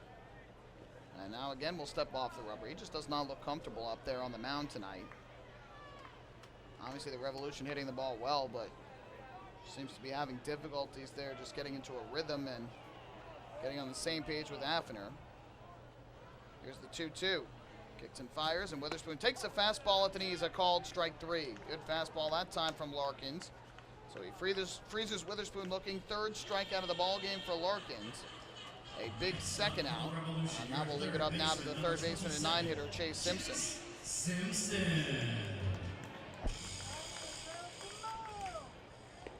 So here is Simpson, who drew the aforementioned bases-loaded walk on 4 pitches back in the 2nd inning. That brought in York's first run, and Simpson has now been on base 3 out of 4 times in the doubleheader today. He picked up a single and a walk in game 1. First pitch, swinging a fly ball, foul down the third base line, out of play. And there is strike one. The bases loaded walk, giving Simpson his 13th run batted in of the year. He got stranded at third base twice in game one. He had walked in the third, eventually got to third base, but then got retired on the fielder's choice ground out by Tejeda in between third and home. Singled in the fifth, went to second on the base hit by Harris, but got stranded there. 0-1, swing and a miss, good breaking ball diving down in the zone. Simpson cut through it. And now the count 0-2, and we'll see if Larkin tries to throw that same pitch and gets Simpson to swing through it to leave two more on the bases. York has gotten a run in the inning on the home run by Michael Burgess. Each team now with a home run on the day. After a double and a walk, Larkin struck out Witherspoon and now trying to retire Simpson for the final out of the inning.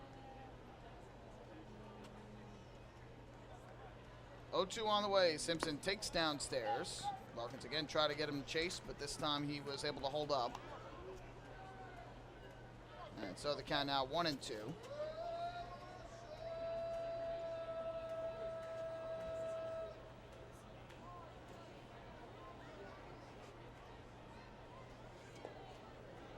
Larkin's pitch count now in this game is up to 57, 34 of them for strikes. He's been laboring over these last two innings. Now the 1-2 delivery. Swing and a miss, strike three. Good breaking ball as Larkins gets Simpson to swing through it. So Larkin strikes out two with 2 on and 1 out and strands the runners on base. However, he does give up a run in the inning on the home run by Burgess. 2 hits total for York, a walk, no errors, and they leave 2 more on. 3 innings in the books here in Game 2 of the doubleheader. Revolution out to a 4-0 lead. Hey fans, this is infielder Elmer Reyes, and you're listening to Duck Baseball on the Long Island Ducks Broadcast Network. M&V Limousines is the official bus company of the Long Island Ducks. Family owned and operated, they've been in the business for over 24 years. M&V Limousines offers coach buses with Wi-Fi and restrooms, party buses, exotic limousines, and also recently acquired Hampton Luxury Liner with regular service from New York City to the Hamptons. They also offer a variety of vineyard tour options. Whether you're looking for transportation for weddings, proms, corporate outings, or long-distance trips, they've got the right vehicle for you. Visit their showroom in Comac or check them out online at mvlimo.com. M&V Limousines and Hampton Luxury Liner, the official bus company of the Long Island Ducks. Family fun every time. Beautiful evening for baseball. Big action every time. He reaches up. It's gone! Great value every time. And the Ducks have won it 7-1. The Ducks schedule is loaded with new promotions this season, and with an average ticket price of just $10 and free parking, there is no better value on Long Island. For game times and tickets, visit liducks.com. Long Island Ducks Baseball. Good times every time.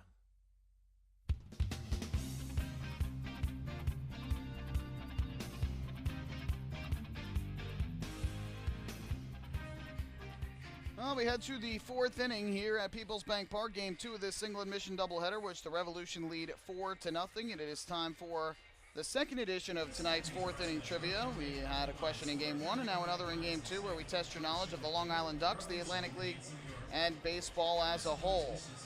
Well, tonight's question revolved around something that happened on Tuesday when the Ducks made their way here to York, and we never got a chance to talk about it on air prior, because Tuesday and Wednesday's games were both rained out. So, now that we're finally playing baseball, we'll get you the question and we'll mention the congratulations that certainly have to go out to one of the Ducks who were playing with Long Island earlier this year. First pitch misses high and outside for ball 1 to Lou Ford. And of course, we're talking about Quentin Berry, the outfielder and former big leaguer who played earlier this season here in the second half with the Long Island Ducks. Had his contract purchased in late August by the Milwaukee Brewers. 1-0 is line into left center field on the run in Verona. He won't get it. A base hit for Lou Ford. So a good start for the Ducks here to the 4th inning as Ford picks up his first hit of the game and the second for Long Island. The leadoff single, and that'll bring Mark Krause to the plate. Berry on Tuesday was promoted to the major leagues with the Brewers. He will serve as a running option off the bench now that the rosters are expanded too. He is a speed guy for sure. That will be an option off the bench for the Brewers and possibly some defense according to manager Craig Counsell. So obviously our congratulations go out to Quentin Berry. He is the second Duck this season to get up to the major leagues. Fastball is taken on the outside corner for strike one. But our question tonight goes throughout the entire course of Ducks history. And we'll give you the question after the 0-1 pitch here to Kraus, who drew a walk back in the second inning. Gailey fires. Kraus takes a breaking ball that just caught a piece of the outside corner, and it's 0-2. The Ducks, in their history, have now had 5 players who have played for the Ducks and been promoted to the major leagues in the same season after playing for Long Island. Name the 5. 0-2. Kraus a swing and a miss. Cuts through the fastball over the outer half for strike 3. Gailey is 4th strikeout of the night, and there's the first out of the 4th inning. So again, we want to know the 5 Ducks players. You should easily know one because we just mentioned him in the form of Quentin Berry.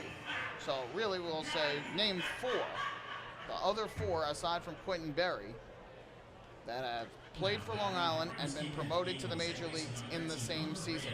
We'll let you think about them. We'll give you the answer in the bottom half of this 4th inning. First pitch, and Elmer Reyes takes a fastball over the outside corner for strike 1. I would say out of the other 4, 3 should be fairly obvious. The other might be a little bit more difficult. Reyes pumped out foul to first his first time up, but was 3 for 3 with a run scored in game 1 of the doubleheader.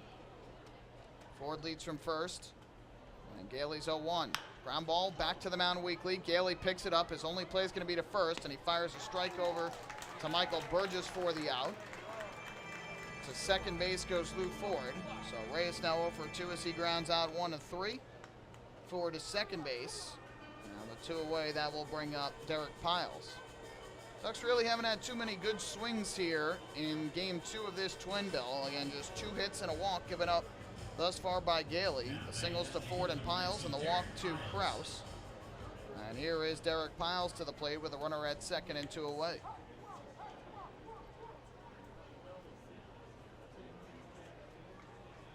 Ford takes his lead. Getting the sign is Gailey. He comes set. On the first pitch, Piles takes a fastball, strike over the outside corner, 0-1. Piles picked up a base hit his first at bat of the day. A single to left back in the second inning, but got stranded there when Alfonso struck out and Hafner grounded out.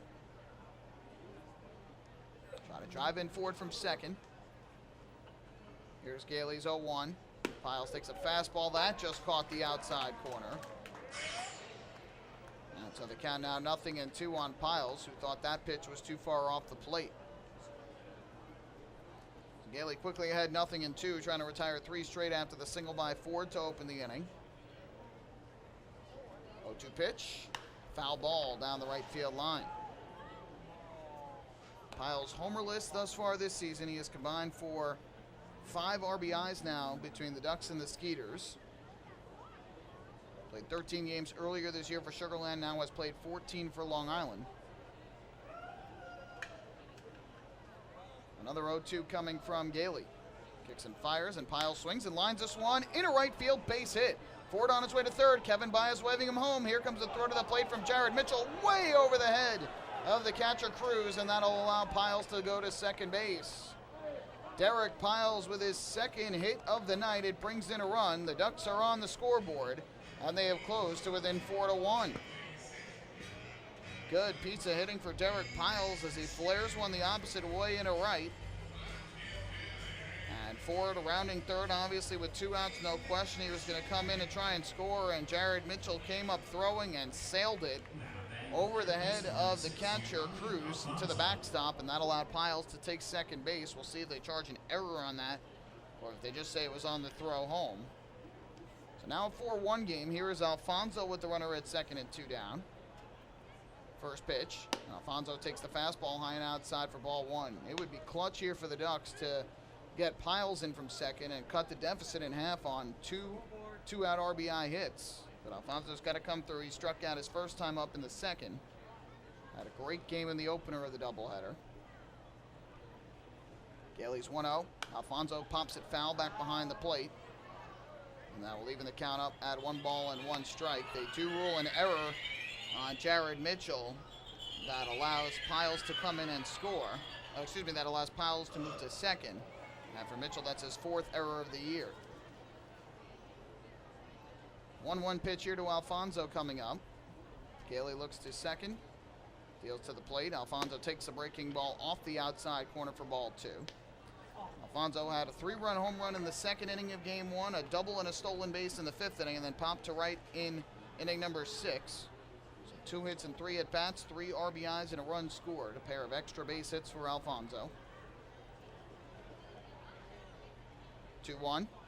Fly ball down the right field line, slicing foul. This is going to go back up into the seating bowl. Well out of play, and that'll even things up at 2-2. So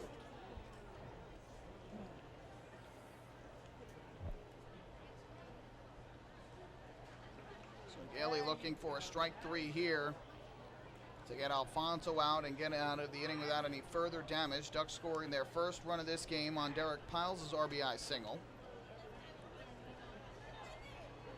And now it'll be a 2-ball, 2-strike pitch coming. Gailey is set. Delivers to the plate. Now Alfonso is swinging a ground ball, sharply hit to short. Gobbled up there by Ryan Dent. His throw on a first in time for the out. And that'll retire the side. But the Ducks get on the scoreboard. They pick up a run on 2 hits, including the 2-out RBI single by Derek Piles. 1 error in the inning, and they leave 1 on base. 3.5 innings complete, and it's now a 4-1 ball game in favor of the Revolution. Hey fans, this is infielder Giovanni Alfonso, and you're listening to Ducks Baseball on Long Island Ducks Broadcast Network.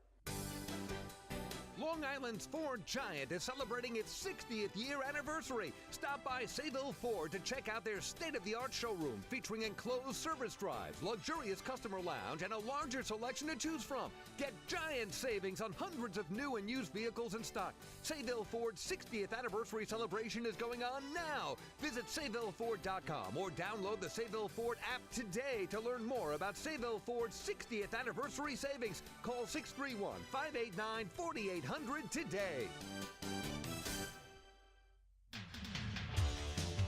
Bethpage Ballpark is a great place to watch a ball game, so why not do so from some of the best seats in the house? The Ducks are proud to present the brand new Long Island Ducks Beer Garden. Open for all fans on nights when the Smokin' Owl's party deck has not been reserved, the Beer Garden will feature a variety of frosty draft and bottled brews, as well as several food choices. The area has been decked out with bar rail seating and Ducks branded furniture to provide a comfortable atmosphere for everyone. Be sure to stop by and check out the brand new Long Island Ducks Beer Garden on your next visit to the ballpark.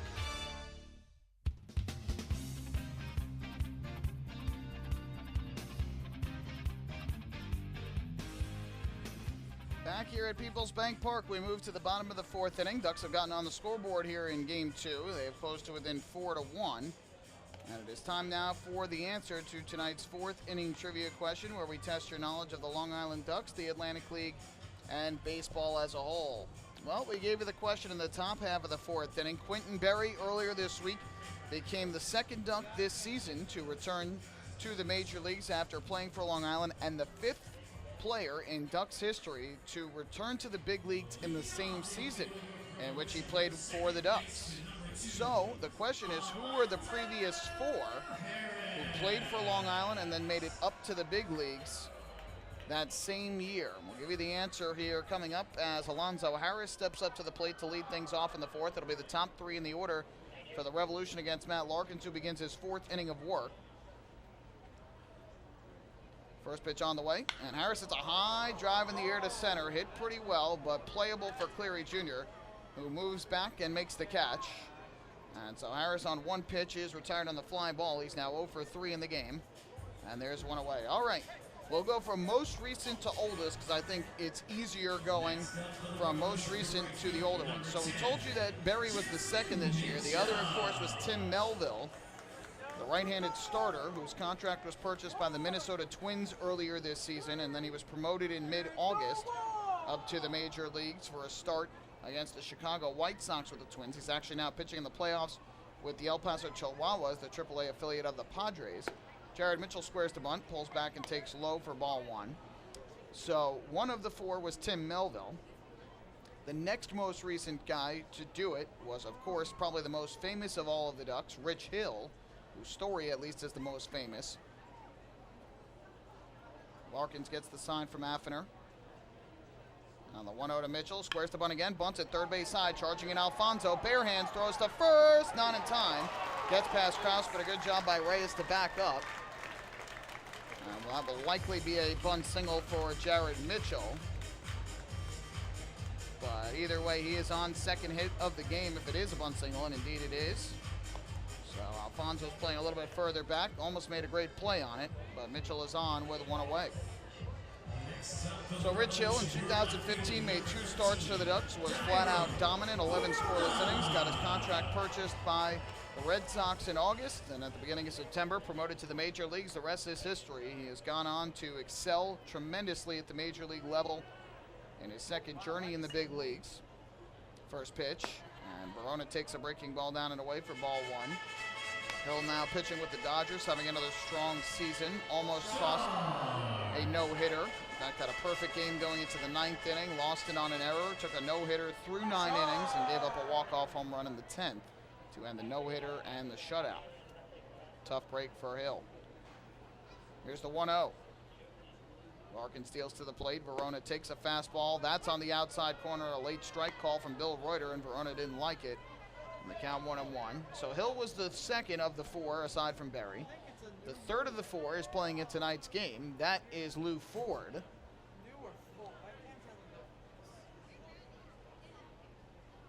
Here's the 1-1. Throw over to first and back safely there is Mitchell. Ford in 2012 began the year with Long Island, dominated for the first month of the year, then had his contract purchased by the Orioles. Spent a couple months with AAA Norfolk and got called up to the big leagues by the Orioles in July, late July. 1-1. Ground ball to the right side and through a base hit for Verona. Mitchell going to second. He's going to stop there as Hinshaw came up throwing. So back-to-back singles with 1 out here in the 4th, and now Larkins with 8 hits allowed in this game. The Revolution just continuing to hit the ball well against the Ducks right-hander. They've now got 2 on, 1 out, and that'll bring the dangerous Telvin Nash to the plate. So Ford was the 4th, and the last to do it was Pedro Borbon Jr. That was probably the most difficult of everybody to guess. Borbon Jr. in 2003 pitched for Long Island. Had his contract purchased by the St. Louis Cardinals and made it up to the show with the Cardinals not long after that contract was purchased.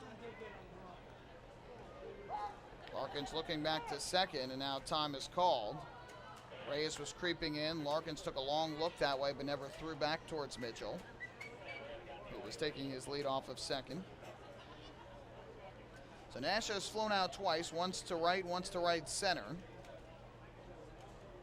Larkins looking for the ground ball here with 2 on and 1 out, and Revolution looking to extend this lead, which is at 4-1. First pitch swung on and foul tipped into the glove of Affiner. And the count goes to 0-1. York is out hitting the Ducks 8-3 now in this game.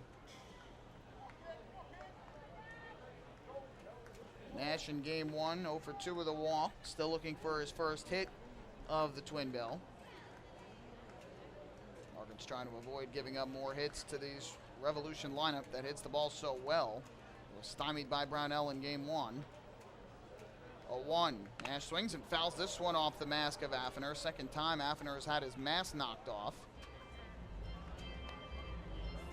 And the count 0-2 in favor of Larkins.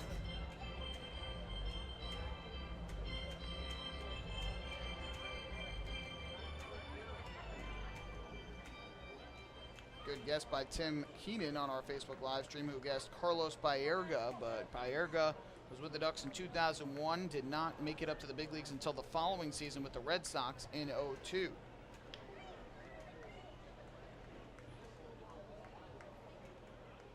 So 0-2 the count here. Leading at second base is Mitchell, and at first is Verona. Time called. Verona and Mitchell each now with 2 hits in the ball game. Larkins ahead of Nash, 0-2. Cannot throw anything out over the plate. Ahead in the count like this. Here is the righty's 0-2 pitch, and Nash swings and pops it foul. Did get a pitch up in the zone, kind of over the inner half. And popped it foul back behind the plate. So we'll do it again at 0-2 here as the Revolution continue to drive the pitch count of Larkins up. He is now up to 67 pitches in this one, and 42 of them for strikes. And York thus far with 8 hits and 2 walks against them. 4-1 Revolution, bottom of the fourth. 2 on, 1 out. The 0-2 from Larkins. Nash swings and fouls another one back. Off the end of the bat, fought it back to the screen to stay alive. So we will do it yet again at 0-2.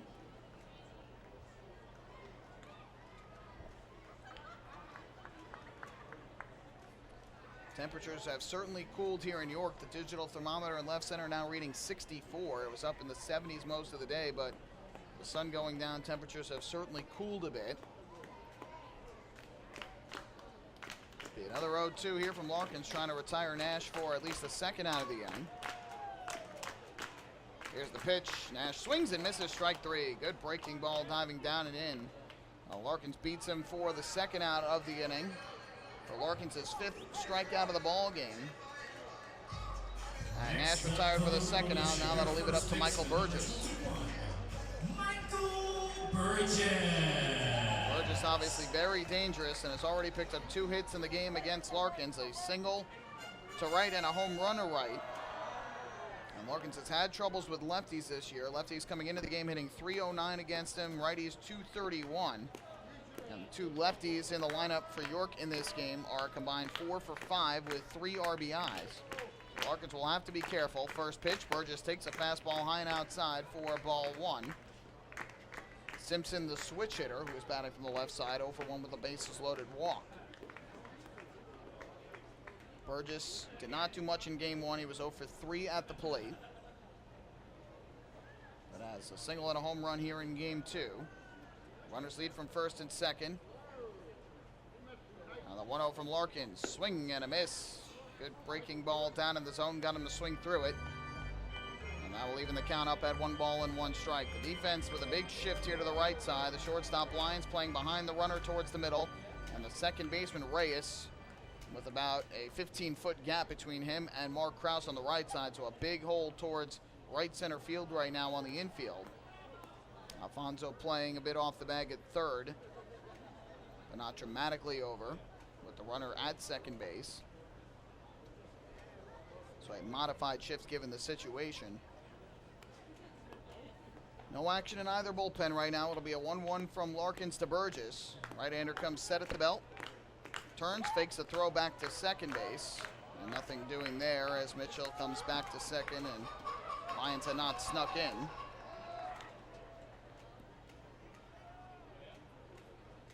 Count even at 1-1. Larkins has now struck out 5 or more batters in 5 straight starts. Had 6 strikeouts in each of his last 3 starts. 1-1. Breaking ball that just missed the inside corner. Close pitch. About knee high over the inner half. And Kevin Baez was upset with it. Asked Bill Reuter, the home plate umpire, who said that it was too far inside. And Kevin Baez just shook his head from the third base dugout. Obviously against the batter who's had success, that's a big pitch, and Larkins does not get the call, so it's now 2-1. Verona leads off first, and Mitchell off of second with 2 down. 2-1, runner going for third, and Burgess hits a drive in the air to right. Backing up on it, Jordan Hinshaw, he makes the catch on the warning track. Burgess hit that one hard again off of Larkins, but Hinshaw was able to make the running grab. Larkins leaves 2 on as he retires Nash and Burgess. So in the inning, no runs, 2 hits, and a couple more runners left on base for York, who have now left 7 on in the ball game. We'll take this one to the 5th. Revolution lead is still 3 at 4-1. Hey fans, this is infielder Mark Krause, and you're listening to Ducks Baseball on the Long Island Ducks Broadcast Network. PSEG Long Island is making things work for you with over 10 energy efficiency programs that can help you save on your monthly electric bill. From our free online energy analyzer and in-home energy assessments to rebates on energy efficient air conditioning, even discounts on LED light bulbs. Helping you save on electricity is our job. What to do with your savings? Flight 85 now boarding for the magic of Orlando. Is entirely up to you. Visit PSEGLINY.com/save money. Just one more way PSEG Long Island is making things work for you.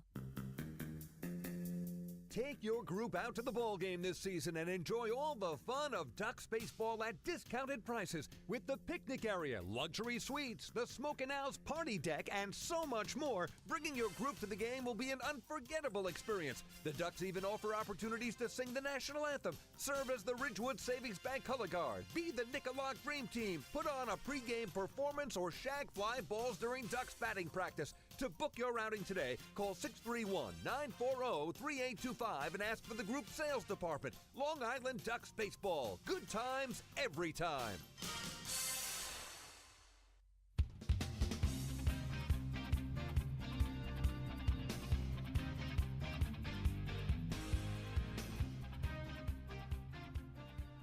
Ducks fans, throughout the rest of the season, you can warm up with a hot cup of Hampton Coffee Company gourmet coffee. It's available at the concession stands at Bethpage Ballpark, both regular and decaf. Hampton Coffee is the preferred coffee of the Long Island Ducks. Visit HamptonCoffeeCompany.com or check out their cafes out in the Hamptons. Michael Pollack here with you. Thank you so much for joining me on your Thursday night. Hope you've been able to tune in at points to both games of this doubleheader. If you are just joining us, thanks for tuning in, first and foremost. Second of all, the Ducks took game one of the doubleheader earlier, 5-1, over the York Revolution behind a complete game effort from John Brownell, who gave up just 1 run in 7 innings, 4 hits, 2 walks, struck out 6. Audie Affner to lead off, and he takes the first pitch fastball on the outside corner from Frank Gailey for strike 1. Ducks also had 2 hits and 3 RBIs, including the 3-run home run for Giovanni Alfonso. Move forward to Mark Krause, also driving in runs for the Ducks in game one. A swing and a miss here by Affner, way out in front of the off speed. And so the count quickly, 0-2 on Affner, who rounded out to second his first time up. Affner now 9 for 37 in a Ducks uniform. Gailey beginning his 5th inning of work. It'll be an 0-2. Here's the pitch, and Affner a swing and a miss, strike 3. Way behind on the breaking ball, diving down in the zone. So on 3 pitches, Affner goes down swinging. 5th strikeout of the ball game for Frank Gailey. 1 away here in the 5th.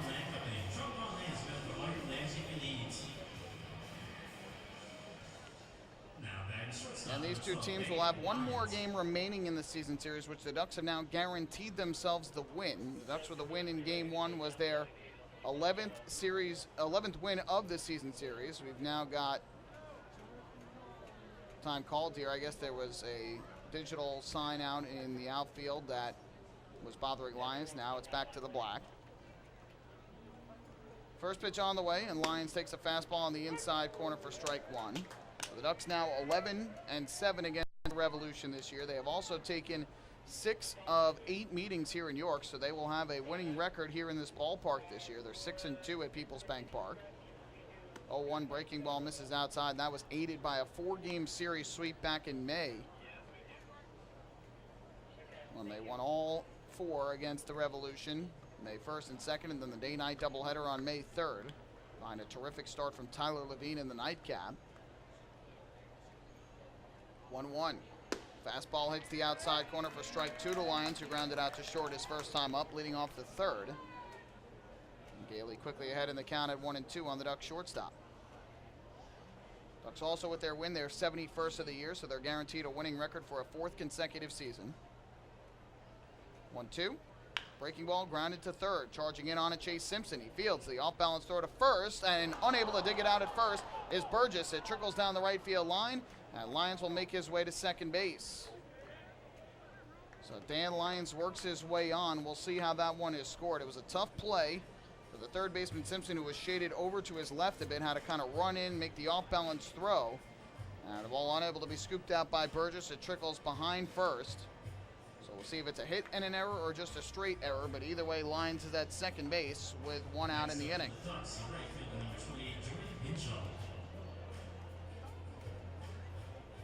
They rule it a straight error on the third baseman Simpson, so it's an E5 all the way, no hit for Lyons. 1 out. And here's Jordan Hinshaw. First pitch, and Hinshaw takes a fastball that runs over the inside corner for strike 1. Hinshaw has struck out twice in this game after going over 3 with a run scored and a walk in game 1 of the doubleheader. time called here. Ducks were 72-68 last season. They were 80-57 in 2015 and 73-67 in 2014. Breaking ball, a check swing, they appeal, and the first base umpire, it was David Shirk, who's out over by second base right now with the runner there, said no swing, so that will even up the count at 1 ball and 1 strike. So it's now 4 straight years for the Ducks with a winning record. And that coming after the back-to-back seasons in which the Ducks won championships, but finished the season with under 500 records in both years due to a difficult second half in 2012 and a difficult first half in 2013. Time called here, and out towards the mound will go Luis Cruz as he's going to talk things over with Gailey. And with that, looks like the Revolution bullpen is going to start to get stirring a little bit. Gailey's pitch count right now is not overly high, 74 pitches, 52 for strikes. Certainly not efficient, but not drastically high where you would need to take him out right away. The count 1 ball and no strikes, or 1 ball and 1 strike, excuse me, here on Jordan Hinshaw after Lyons reached on the error by the third baseman Chase Simpson. By the way, for Simpson, that was his 7th error of the year. 1-1, fastball at the knees on the outside corner, another called strike, and the count quickly goes to 1-2. So Gailey throwing a lot of strikes to Hinshaw, and Hinshaw falling behind in the count every at bat thus far in this game. Delta Cleary Jr. will be next. Here comes the 1-2. Gailey kicks, fires, and Hinshaw swinging a slash foul. First base side, well out of play. Up into the sweet level. We'll do it once again at 1-2. Coming into this one, Hinshaw, a .333 average in a Ducks uniform, 19 for his first 57, with 5 RBIs and 9 runs scored. Still looking for his first Duck homer. He's only got 1 this year between Long Island and New Britain. 1-2. Swinging a drive again deep, but foul down the right field line. Well out of play.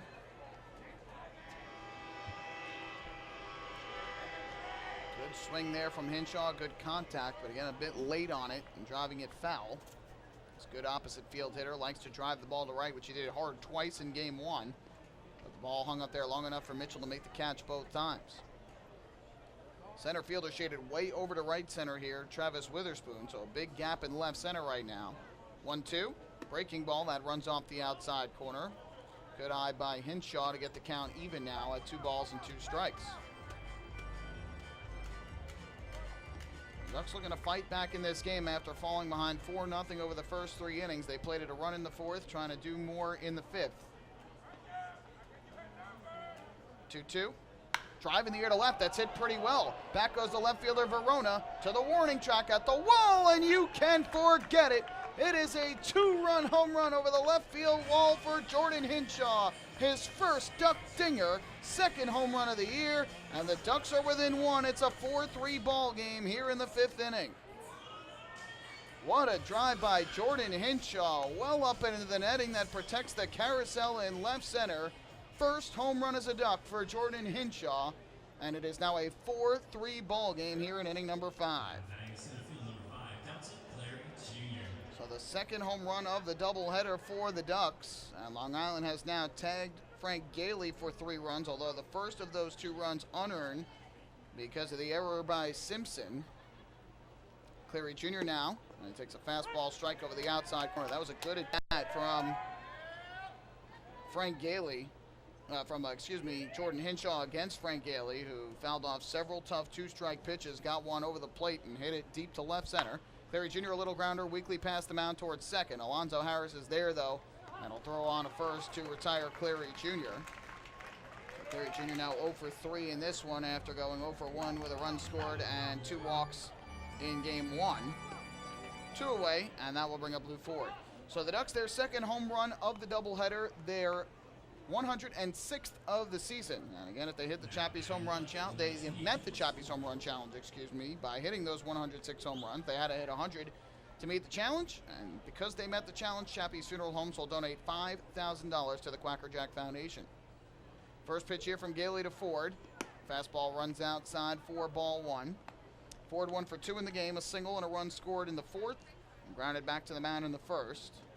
And 1 for 4 with an RBI base hit in game 1. Gailey's 1-0. That slider runs off the outside corner. And now 2-0 on Lou Ford. So Jordan Hinshaw goes deep for the first time as a member of the Long Island Ducks. For Gailey, that is the 16th home run he's given up this year, tied with Steve Janis for the team lead. 2-0. Ford a drive foul, first base side, back into the crowd off the facing of the luxury suite level.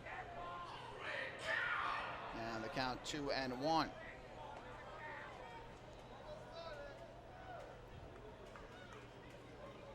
Hinshaw's home run has made this a one-run ball game now. Ducks have clawed back with 3 unanswered runs after falling behind 4-0.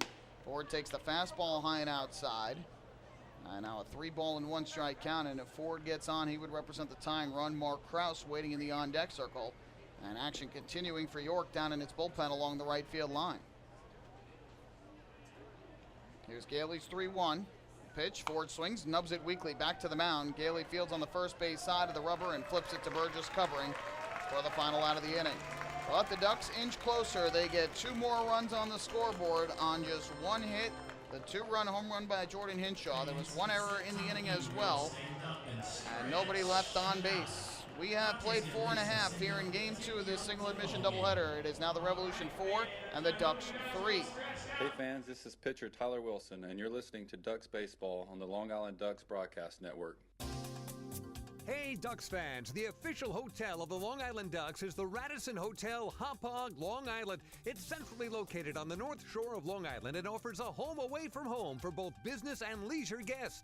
The Radisson Hotel Hauppauge, Long Island features an indoor pool, 24-hour business center, a fitness center, and complimentary Wi-Fi in all guest rooms. Enjoy the contemporary American cuisine at the Fountain Grill restaurant or grab a quick bite to eat at Cafe Pronto. And best of all, it's only minutes away from Bethpage Ballpark. The Radisson Hotel Hauppauge, Long Island, the official hotel of the Long Island Ducks. Call 631-231-1100 today. That's 631-231-1100. Hey Ducks fans, stay up to date with Long Island's hometown team by visiting Quack of the Bat, the official blog of the Long Island Ducks. Quack of the Bat will bring Ducks fans beyond the headlines with in-depth feature articles, breaking news stories, game previews, post-game wrap-ups, and so much more. Interact with the team during the entire season through quotes directly from the players and coaches, as well as exclusive video clips and photos. Check out the blog today at quackofthebat.wordpress.com. Quack of the Bat, the official blog of the Long Island Ducks.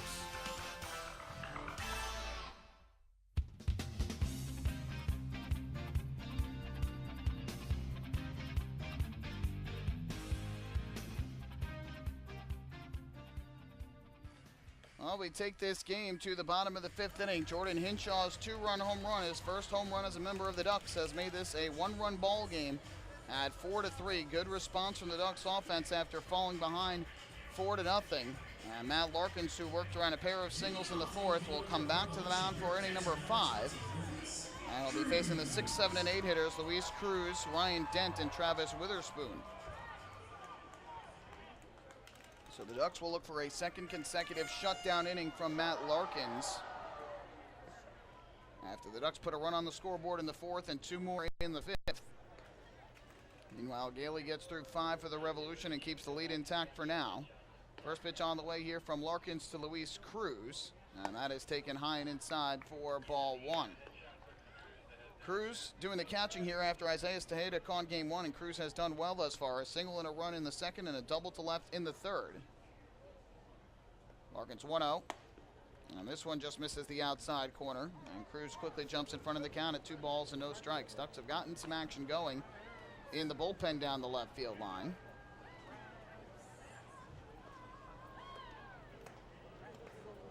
The 2-0 pitch on the way. Cruz takes that fastball on the outside corner for strike 1. Here in the 5th, we'll also go through the out-of-town scores, get you caught up in action around the Atlantic League and on the Major League scoreboard.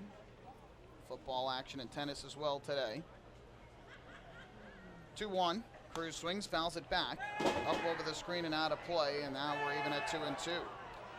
Well, the Sugarland Skeeters defeated the Bridgeport Bluefish earlier today in Connecticut 4-2. The winner was Brett Marshall, who improved to 9-7. Rainey Lara, the loser, fell to 9-10, and Felipe Paulino his 13th save of the year.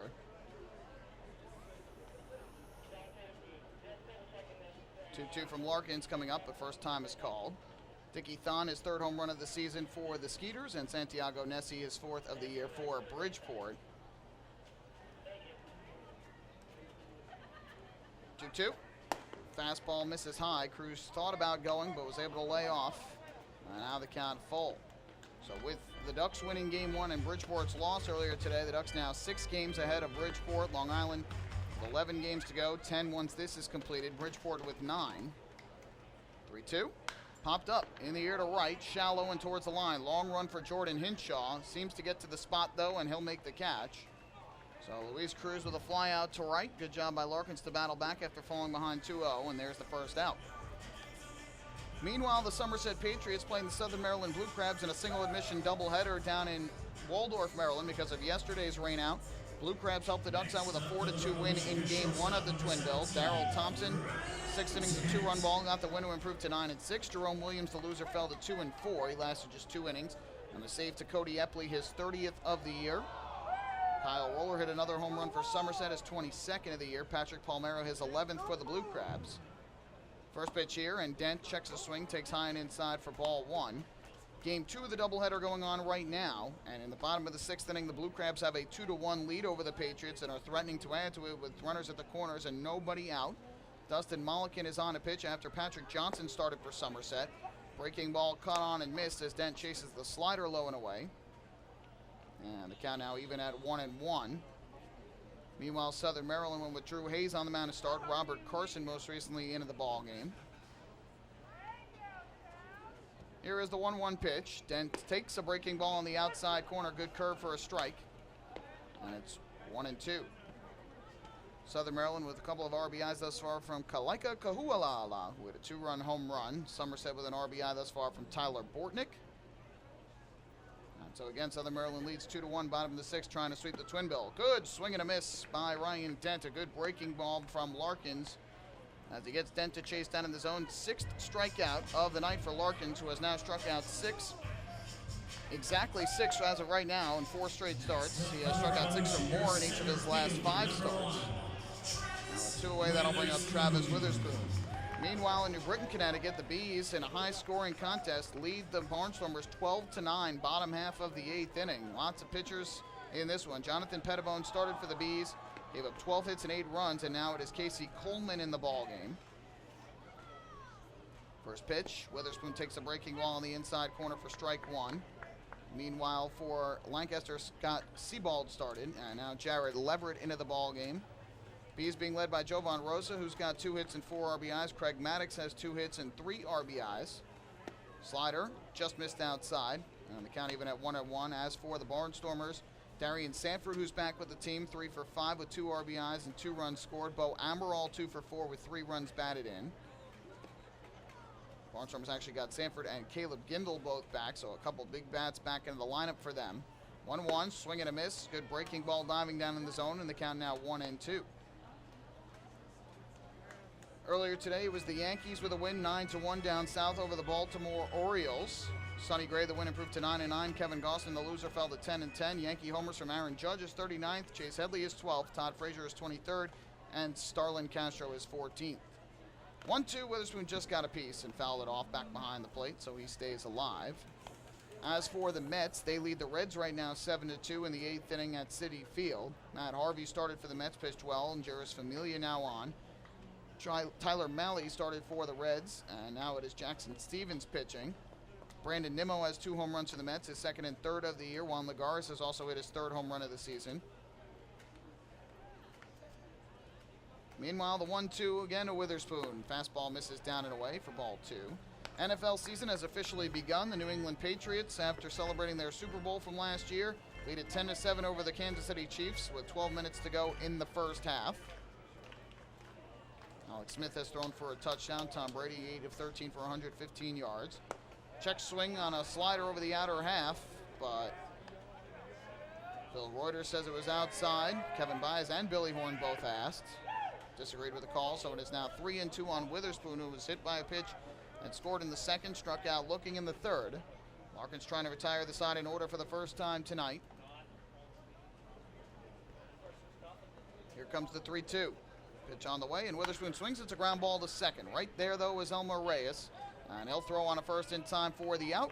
So Matt Larkins with his second shutout inning in a row as he gets Cruz, Dent, and Witherspoon on a flyout, a strikeout, and a groundout, which means it's another PSEG Long Island energy-efficient inning with energy efficiency programs from PSEG Long Island. Saving on your electric bill is also as easy as 1, 2, 3. Visit PSEGLINY.com/save money. Just one more way PSEG Long Island is making things work for you. To the sixth we go. Revolution lead it 4-3. Hey fans, this is infielder Giovanni Alfonso, and you're listening to Ducks Baseball on Long Island Ducks Broadcast Network. PSEG Long Island is making things work for you with over 10 energy efficiency programs that can help you save on your monthly electric bill. From our free online energy analyzer and in-home energy assessments to rebates on energy efficient air conditioning, even discounts on LED light bulbs. Helping you save on electricity is our job. What to do with your savings? Flight 85 now boarding for the magic of Orlando. Is entirely up to you. Visit PSEGLINY.com/save money. Just one more way PSEG Long Island is making things work for you.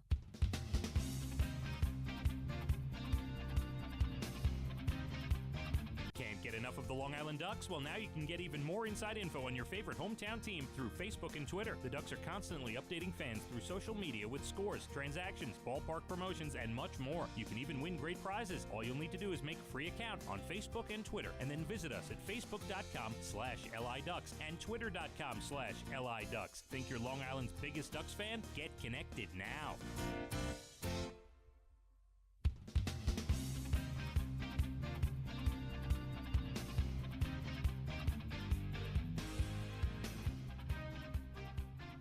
Ducks fans, we hope you've been following all season long as the Ducks have set out to try and meet the Chappies Home Run Challenge. The Ducks, with 2 more home runs today, now have 106 on the season, which means they have met that Chappies Home Run Challenge.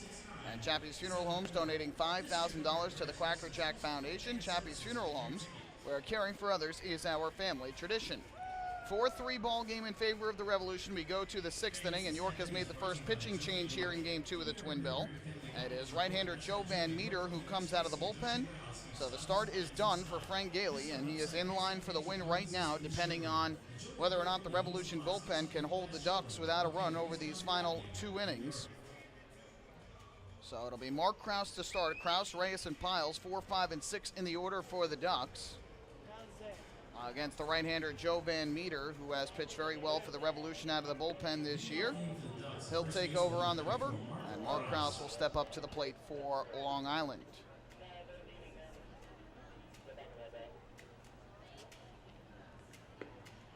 First pitch about to be delivered from Van Meter to the plate.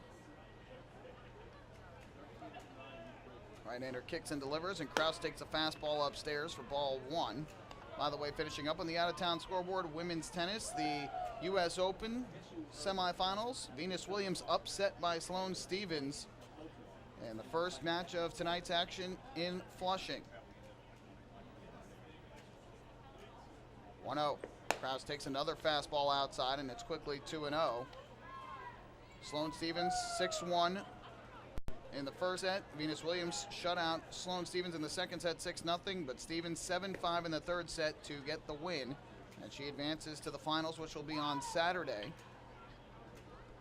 2-0 pitch from Van Meter to Krause. Here it is. Krause takes another fastball out of the zone, this time high, and it's 3-0 on the leadoff hitter in the inning. Second semifinal matchup coming up shortly. It'll be Coco Vandeweghe against Madison Keys in another All-American matchup. And the winner will face Stephens in the final on Saturday. Krause likely taking all the way here. 3-0, and that's high and inside, ball 4. So Joe Van Meter comes out of the bullpen for Frank Gailey and misses with 4 straight out of the strike zone. Just the second walk given up by Revolution pitching in this game, both to Krause. And it's brought to you by City MD Urgent Care. There are over 15 City MD locations across Long Island. Need a doctor? Just walk in. That'll bring Elmer Reyes to the plate. And what do you do here if you're Kevin Byers? A reminder, this is only a 7-inning game. So you have Reyes try and bunt to move Krause in a scoring position for Derek Piles, who waits on deck. First, we're going to get a visit here from Paul Fletcher, the pitching coach for the Revolution. Piles is the DH, so if you do pinch hit with him, it's not like you lose the DH. You can always bring somebody else up, but you got to remember, too, Piles 2 for 2 in the game with an RBI. Both were off the lefty Gailey.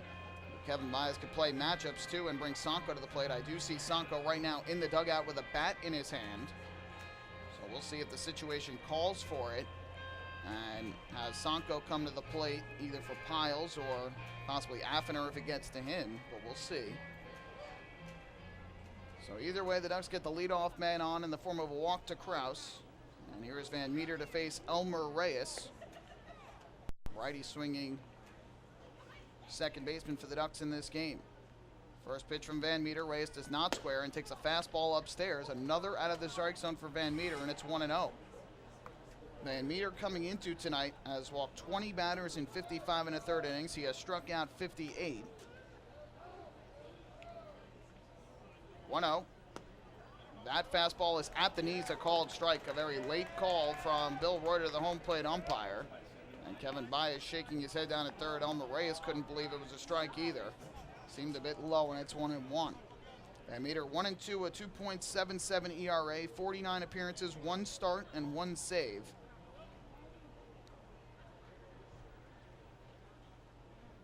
Here's the 1-1. Kicking the pitch on the way. Reyes takes a fastball. That runs outside. And Van Meter falls behind now at 2-1. So Van Meter having a little bit of trouble finding the strike zone here since coming out of the bullpen for Gailey. Rouse takes his lead. Here's the 2-1. Reyes takes a fastball. That misses inside. It's now 3-1 on Reyes, and another out of the zone would put 2 on with nobody out as the Ducks trail by just a run. Long Island has action in their bullpen down the left field line. Do not know for sure yet who it is, but they definitely have somebody throwing. 3-1. Van Meter fires to the plate. Reyes will swing and ground this one through the right side, a base hit. To second goes Kraus. He'll stop right there. Reyes worked the count and was able to deliver a base hit on a 3-1 good hitters count. And the Ducks are now set up first and second, nobody out. And Derek Piles is going to come to the plate for the Ducks.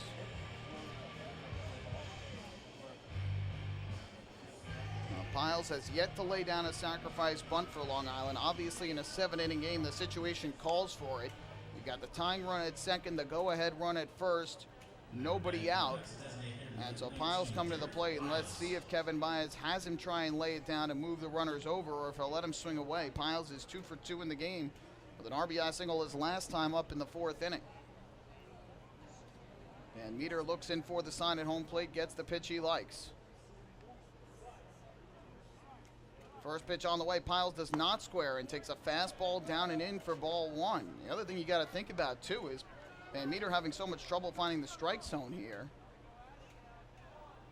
Why trade it out when he's falling behind in the count and forced to throw ones over the plate when he falls behind with 3 out of the zone? 1-0. Piles swings away and fouls it back. Up and out of play, back behind the plate. He got a pitch that seemed about belt high there. And Van Meter been throwing a lot of fastballs since coming out of the bullpen. He throws hard. But fought off by Piles to even the count at 1-1. Third baseman is playing back. That's Simpson. The first baseman playing in tight. That's Burgess.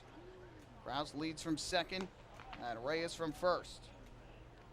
1-1. Piles a ground ball to the right side. Could be 2. Harris fields. He goes to second for 1. On to first. A slide by Piles, but no chance to get it. A double play hit into by Derek Piles. And there's the first 2 outs of the inning. And that is exactly why those in favor of bunting will say you should bunt there. It would move the tying run to third, the go-ahead run to second with only 1 out. But Piles, who had success thus far and who has not bunted this year, swings away, grounds into the double play. Now just a runner at third, the tying run with 2 outs, and Giovanni Alfonso coming to the plate. First pitch coming here from Van Meter to Alfonso. Here it is, and Alfonso is swinging a drive in the air foul down the right field line. This is going to go out of play. On the count, 0-1. What a lift this would be for the Revolution if they get out of it. Neither Kraus nor Reyes have particularly amazing speed. But the move to not have Piles bunt does not work there. Alfonso still can tie the game, though. The 0-1. He squares the bunt, pops it up. Third base side, it's going to go foul, though. So Kevin Baez there, unless Alfonso did that on his own, tried to bunt his way on with the third baseman back and try and bring the run home on a squeeze play. But it does not work. He pops it foul, and now Alfonso behind in the count, 0-2. So Van Meter now a strike 3 away from getting out of this massive jam here in the 6th and protecting the 1-run lead. Here's the 0-2, and Alfonso a ground ball to the right side. Will this sneak through? Harris over into the Holy Field, throws to first. They got him. What a play by Alonzo Harris as he robs Giovanni Alfonso for the base hit, and the Revolution get out of trouble. So the Ducks get a walk and a single to begin the inning, but a double play by Piles and a ground out by Alfonso with a great play by Harris, and the side retired. No runs, 1 hit, 1 walk, and only 1 left on base. Revolution stay in front 4-3 as we head to the bottom of the 6th inning. Hey fans, this is pitcher Dennis O'Grady, and you're listening to Ducks Baseball on the Long Island Ducks Broadcast Network. Oh, I love it! The color of my new Nicolette patio is so vibrant. It's unlike anything I've ever seen. You're welcome. I'm just going to go finish that Nicolak walkway now. Make your pavers vivid Nicolak pavers. The best looking, most vibrant pavers with the most 3-color blends in the industry. Featuring Nicolak's exclusive paver shield and color blending technology. With color throughout and guaranteed not to fade. Live life in color with Nicolak. Visit Nicolak.com.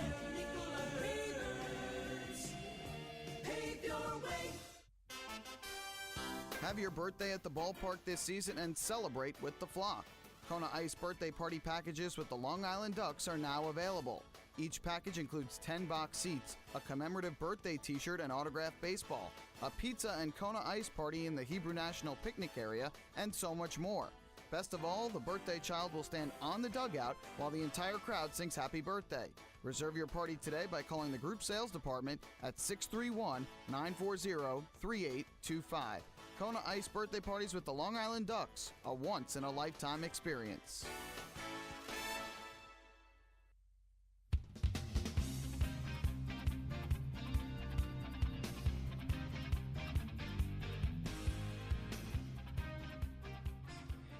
A big opportunity for the Ducks to try and pull even, at least in the game, first and second with nobody out. And Derek Piles, who had 2 hits and an RBI in the game thus far, comes to the plate, does not get the bunt sign, and ends up grounding into a 4-6-3 double play, and Giovanni Alfonso then robbed of an RBI single when Alonzo Harris goes over into the hole and throws him out at first, and the Ducks come up empty after putting the tying and the go-ahead runs on with nobody out to begin the top of the 6th. And York remains in front by a run. We go to the bottom of the 6th. Kevin Baez calls on the lefty Patrick Kreider to come in and pitch after 5 innings tonight from Matt Larkins, who is in line for the loss unless the Ducks can rally back. Kreider will try and keep this right here at a 1-run game before the 7th inning. Again, this is a 7-inning game, which is why you would think more that when you get into the late game situations in the 6th inning, you might see a bunt in that situation. First pitch, and that taken on the outside corner for strike 1, and I see the argument on both sides. Obviously, there's positives and negatives of each way. Unfortunately for the Ducks, the decision taken did not work out. Now it'll be an 0-1. Kreider kicks, comes home, and this grounded right back to the mound. Karam's off the glove of Kreider, right to Reyes, though, the second baseman, and he throws to first for the out. A hard comebacker deflected by Kreider, unfortunately went right to where Reyes was, and Simpson thrown out at first. It'll be a 1-4-3 putout, and there's the first out here in the 6th inning. Again, Piles had not laid down a sac bone with the Ducks, so if he tries to bunt and ends up popping out, or they get the force out at third, then you've given Van Meter, who was having trouble throwing strikes, an easy out. Instead, and remember, Piles, too, also had 2 hits in the game, including a run batted in, so he was performing well at the plate.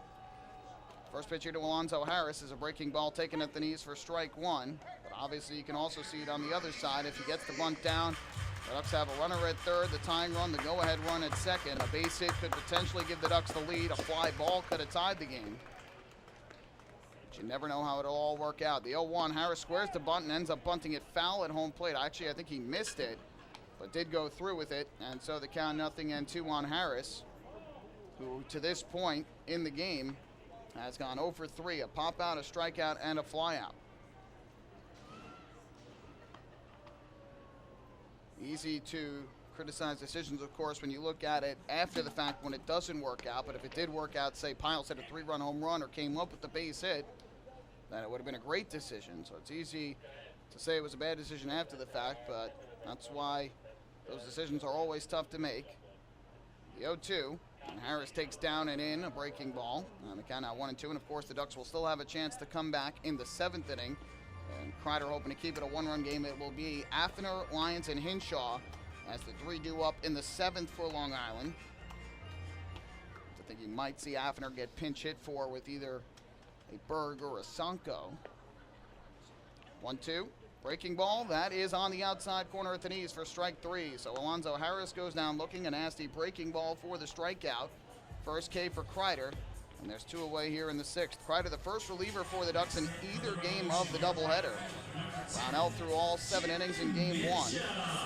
And Kreider comes in 57 games this year with a 3.35 ERA. 45 2/3 innings, has given up 41 hits, 20 runs, 17 of them earned, 24 walks to 53 strikeouts. Now you got the lefty-lefty matchup here with Jared Mitchell. First pitch on the way. And Mitchell takes a breaking ball over the outside corner for strike 1. Larkins goes 5 innings tonight for the Ducks, gives up 4 runs, all earned on 8 hits and 2 walks, struck out 6 for the 4th straight start, and gave up 1 home run and hit a batter. Right now that home run hit by Michael Burgess in the 3rd, the difference in the ballgame. 0-1, Mitchell a line drive, caught by Dan Lyons at short. Had to make a little leap, but not much. And Patrick Kreider retires the Revolution in order in the 6th inning. So York goes down 1-2-3, but we'll go to the 7th. Last chance for the Ducks here in game 2 to try and come from behind. They trail it right now 4-3. Hey fans, this is right-handed pitcher Tyler Levine, and you're listening to Ducks Baseball on the Long Island Ducks Broadcast Network. M&V Limousines is the official bus company of the Long Island Ducks. Family owned and operated, they've been in the business for over 24 years. M&V Limousines offers coach buses with Wi-Fi and restrooms, party buses, exotic limousines, and also recently acquired Hampton Luxury Liner with regular service from New York City to the Hamptons. They also offer a variety of vineyard tour options. Whether you're looking for transportation for weddings, proms, corporate outings, or long-distance trips, they've got the right vehicle for you. Visit their showroom in Comac or check them out online at mvlimo.com. M&V Limousines and Hampton Luxury Liner, the official bus company of the Long Island Ducks. Family fun every time. Beautiful evening for baseball. Big action every time. He reaches up, it's gone! Great value every time. And the Ducks have won it 7-1. The Ducks schedule is loaded with new promotions this season, and with an average ticket price of just $10 and free parking, there is no better value on Long Island. For game times and tickets, visit liducks.com. Long Island Ducks Baseball. Good times every time.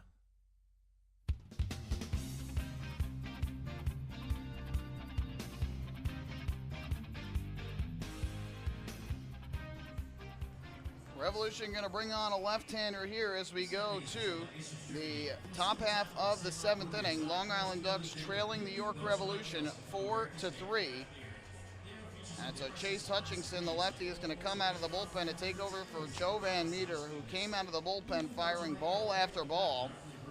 Allowed a walk to begin the inning, and then a base hit to Elmer Reyes after falling behind 3-1 in the count, but ultimately no runs allowed as a double play and a ground out got him out of trouble. Now Hutchinson, the lefty, will come on. There are 3 righties due up in the inning: Affner, Lyons, and Hinshaw. And you have to feel, that Hutchinson likely brought in knowing the prospect of Angelo Sanko being on the bench. If a righty came into the game, very likely you would see Angelo Sanko coming to the plate, but with the lefty on the mound in terms of Chase Hutchinson, Kevin Baez is going to stick with Audie Affner here to begin the 7th inning after 0 for 2 in the game with a ground out and a strikeout. Alex Berg on the bench along with Ruben Gotay, the switch hitter.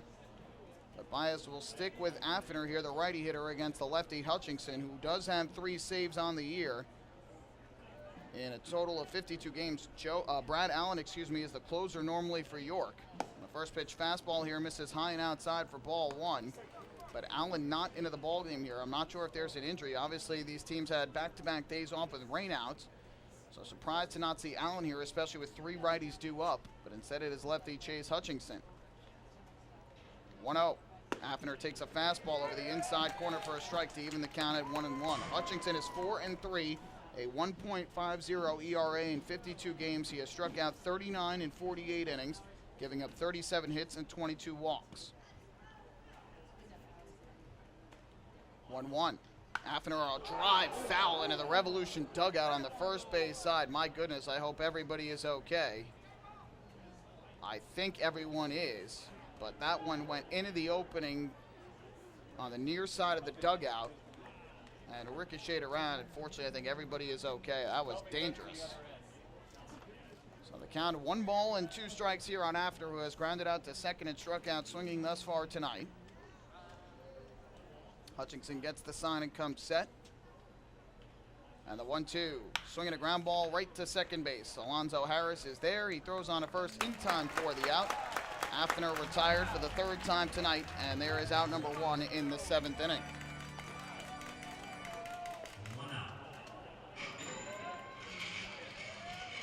Good news for the Ducks today is that Bridgeport lost earlier today and Somerset lost both games in their doubleheader. And Long Island has already won once today. If they can come back, it would be a perfect day for the Ducks in terms of what can happen in the standings. But already the Ducks have gotten some benefit out of town, and they have helped their cause with a win in Game 1, trying to rally back here and take Game 2. Now Dan Lyons, the shortstop, a 9-hitter who's 0 for 2. First pitch. Lyons takes a fastball at the knees over the inside corner, strike 1. Lyons bounced it short in the 3rd inning and then reached on the error by the 3rd baseman Chase Simpson in the 5th.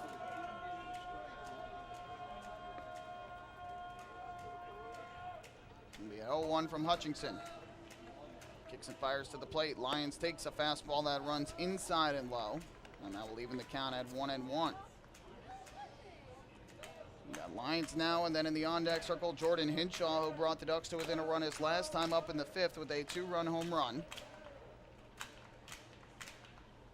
1-1. Lyons takes it inside, almost hit him on the leg, but he was able to dance out of the way of it. And he goes all the way back to the backstop. And instead of a hit by pitch that would put the tying run on, it instead is ball 2, and it's 2-1.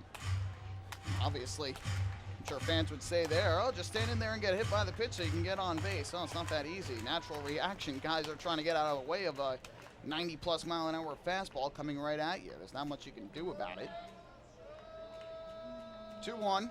Hutchinson deals. Lyons takes. That fastball paints the outside corner for a strike. And that will even things up on Lyons at 2-2. York trying to salvage a split of this doubleheader. They know out of town the Barnstormers have already lost today. So a win for York would help their cause out. 2-2. Outside on a fastball, it missed high. And the count now 3-2. Revs came into the day tied with the Barnstormers in the standings. So York falling a half game back. Could go to a half game up.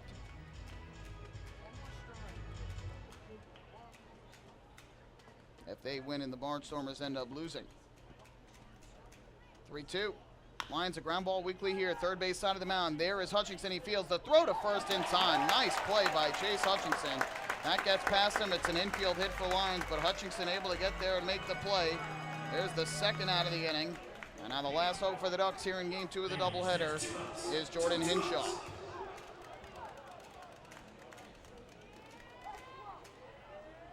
Revolution making some good plays defensively in this game. Alfonso robbed of the base hit by Alonzo Harris to end the 6th and keep the game 4-3 in favor of York. And there a nice play by Hutchinson to rob Lyons of the infield single. Here is Jordan Hinshaw. No doubles defense for York. The corner infielders right along the line. First pitch. Hinshaw swings a ground ball towards the middle. Alonzo Harris is there. And the second baseman throws to first in time for the out. This ball game is over. And the York Revolution hold on for a 4-3 win here in Game 2 of the doubleheader, and they split the twin bill with the Ducks.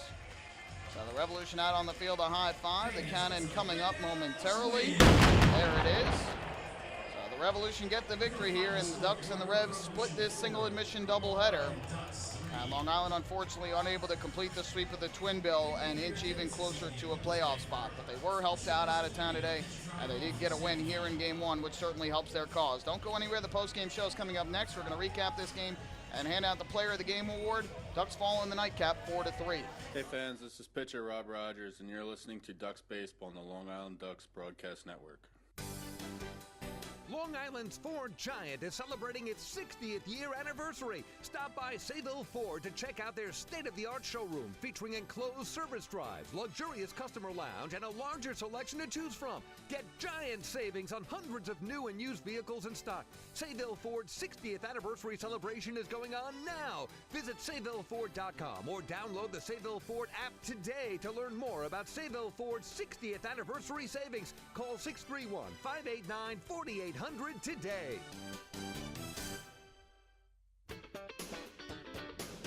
Baseball fans, the Long Island Ducks mobile app has officially arrived. Powered by Clear Vision Apps, it's your one-stop shop for all things Ducks baseball. Buy tickets straight from your mobile device. Receive game status updates with push notifications. Check out up-to-the-minute news and scores and interact with the Ducks on social media. Best of all, it's free. Download the Ducks mobile app today by visiting the App Store on your Apple-powered device or Google Play on your Android-powered device. The Long Island Ducks mobile app, with you wherever you flock to.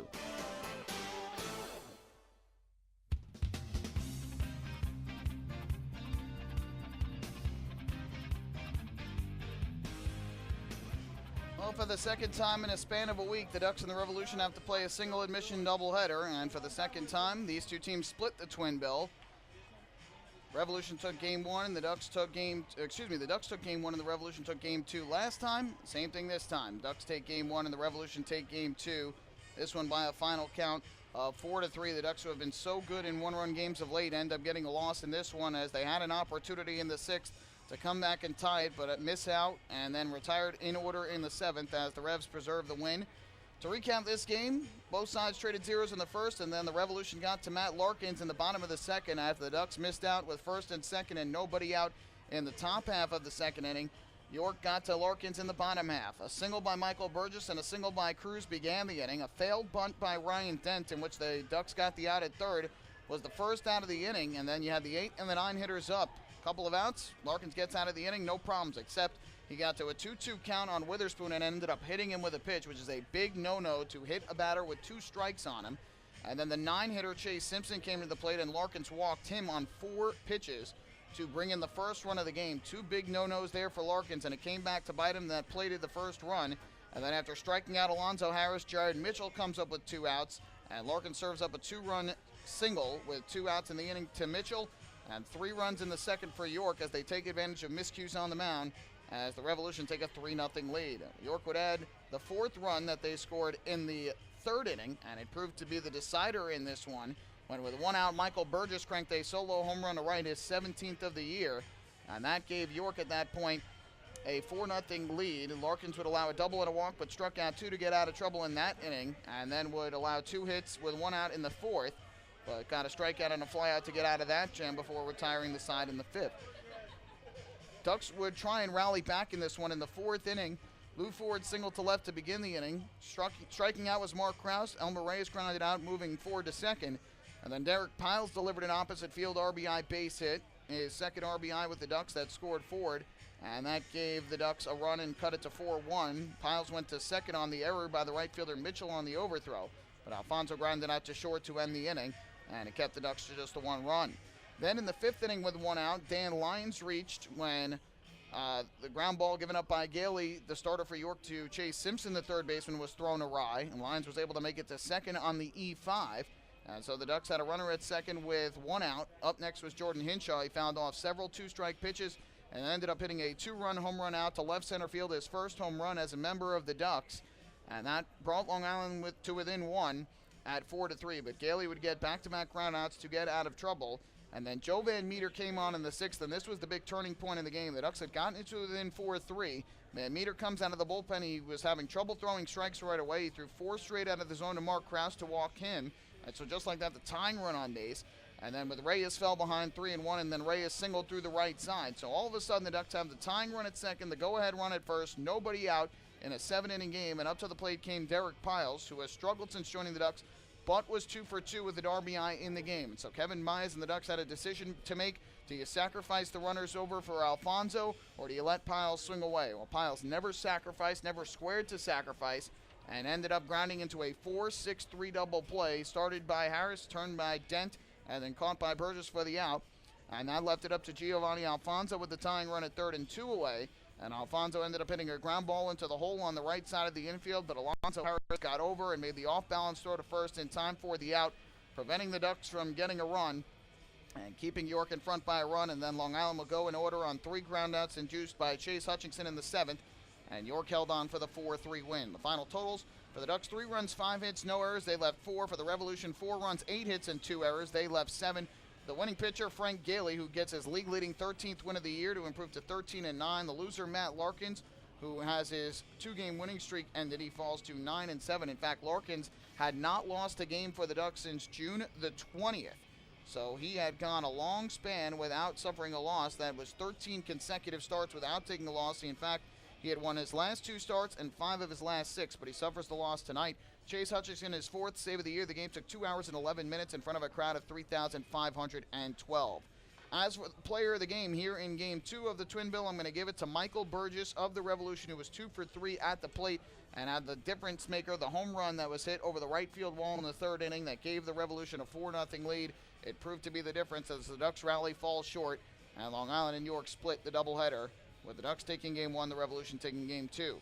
Take one more break when we come back to the out-of-town scoreboard, and then we'll wrap things up here from PeoplesBank Park. Hey fans, this is shortstop Dan Lyons, and you're listening to Ducks Baseball on the Long Island Ducks Broadcast Network. Long Island's Ford Giant is celebrating its 60th year anniversary. Stop by Sayville Ford to check out their state-of-the-art showroom featuring enclosed service drives, luxurious customer lounge, and a larger selection to choose from. Get giant savings on hundreds of new and used vehicles in stock. Sayville Ford's 60th anniversary celebration is going on now. Visit SayvilleFord.com or download the Sayville Ford app today to learn more about Sayville Ford's 60th anniversary savings. Call 631-589-4800 today. Have your birthday at the ballpark this season and celebrate with the flock. Kona Ice birthday party packages with the Long Island Ducks are now available. Each package includes 10 box seats, a commemorative birthday t-shirt and autographed baseball, a pizza and Kona Ice party in the Hebrew National Picnic area, and so much more. Best of all, the birthday child will stand on the dugout while the entire crowd sings happy birthday. Reserve your party today by calling the group sales department at 631-940-3825. Kona Ice birthday parties with the Long Island Ducks, a once-in-a-lifetime experience.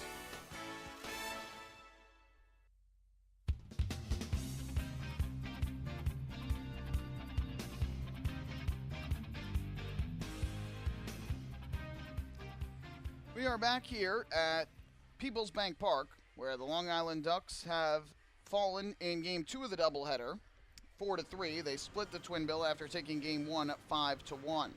Well, let's look at the out-of-town scoreboard before we give you an update on the standings here as we enter the home stretch of the regular season.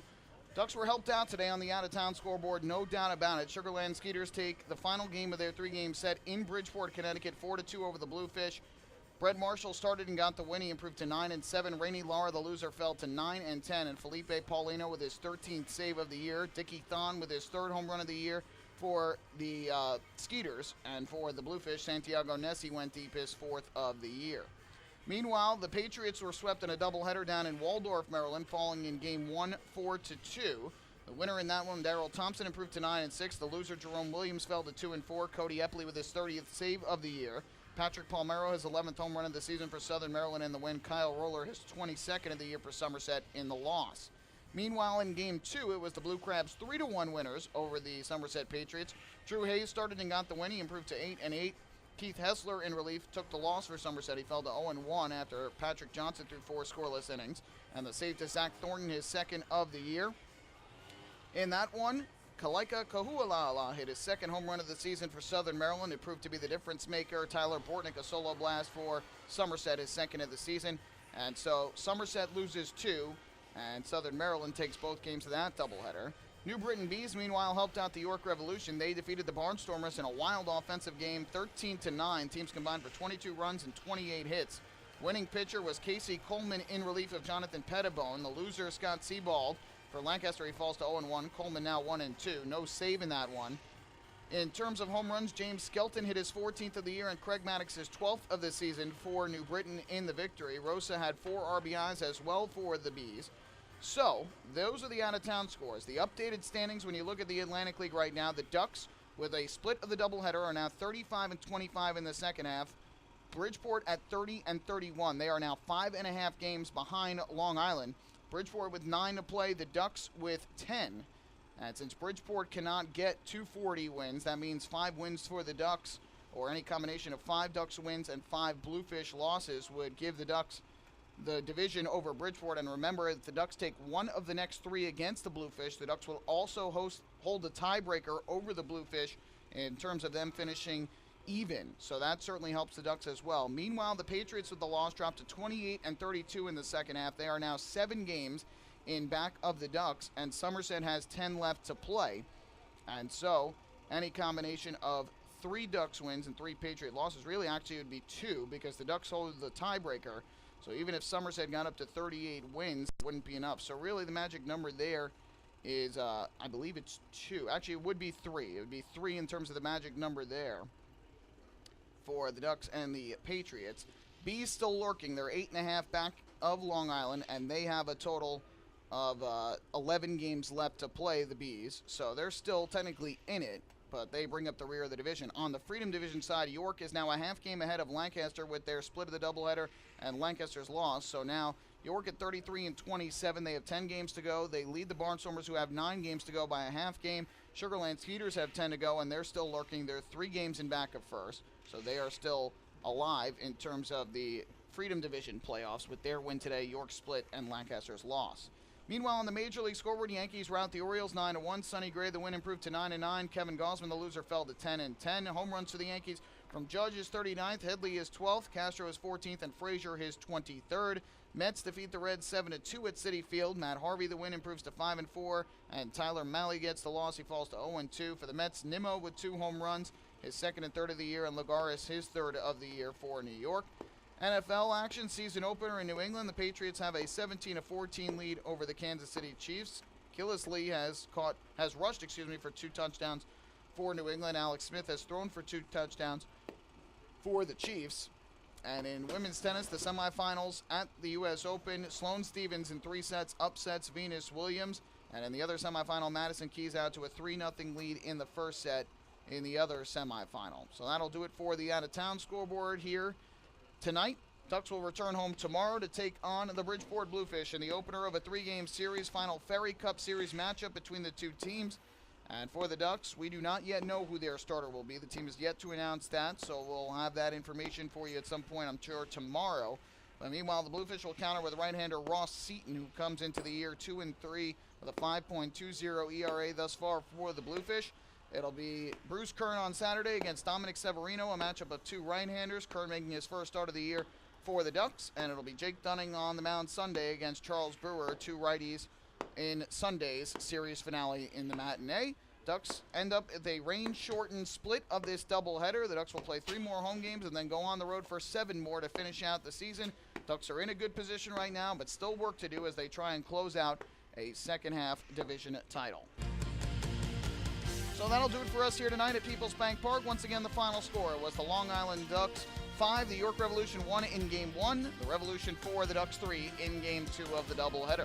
We invite you to join us for our next Ducks broadcast, which will be tomorrow night from Bethpage Ballpark in Central Islip, New York, when the Ducks open up a 3-game series with the Bridgeport Bluefish. Pre-game show is going to begin at 6:20, the first pitch at 6:35, and you can follow all the action on the Long Island Ducks Broadcast Network. My name is Michael Pollock. Thank you so much for spending your Thursday night with me. Hope you enjoyed the broadcast of these 2 games. Have a great rest of your Thursday night. We'll do it all over again on Friday evening from Long Island. Good night and so long from PeoplesBank Park.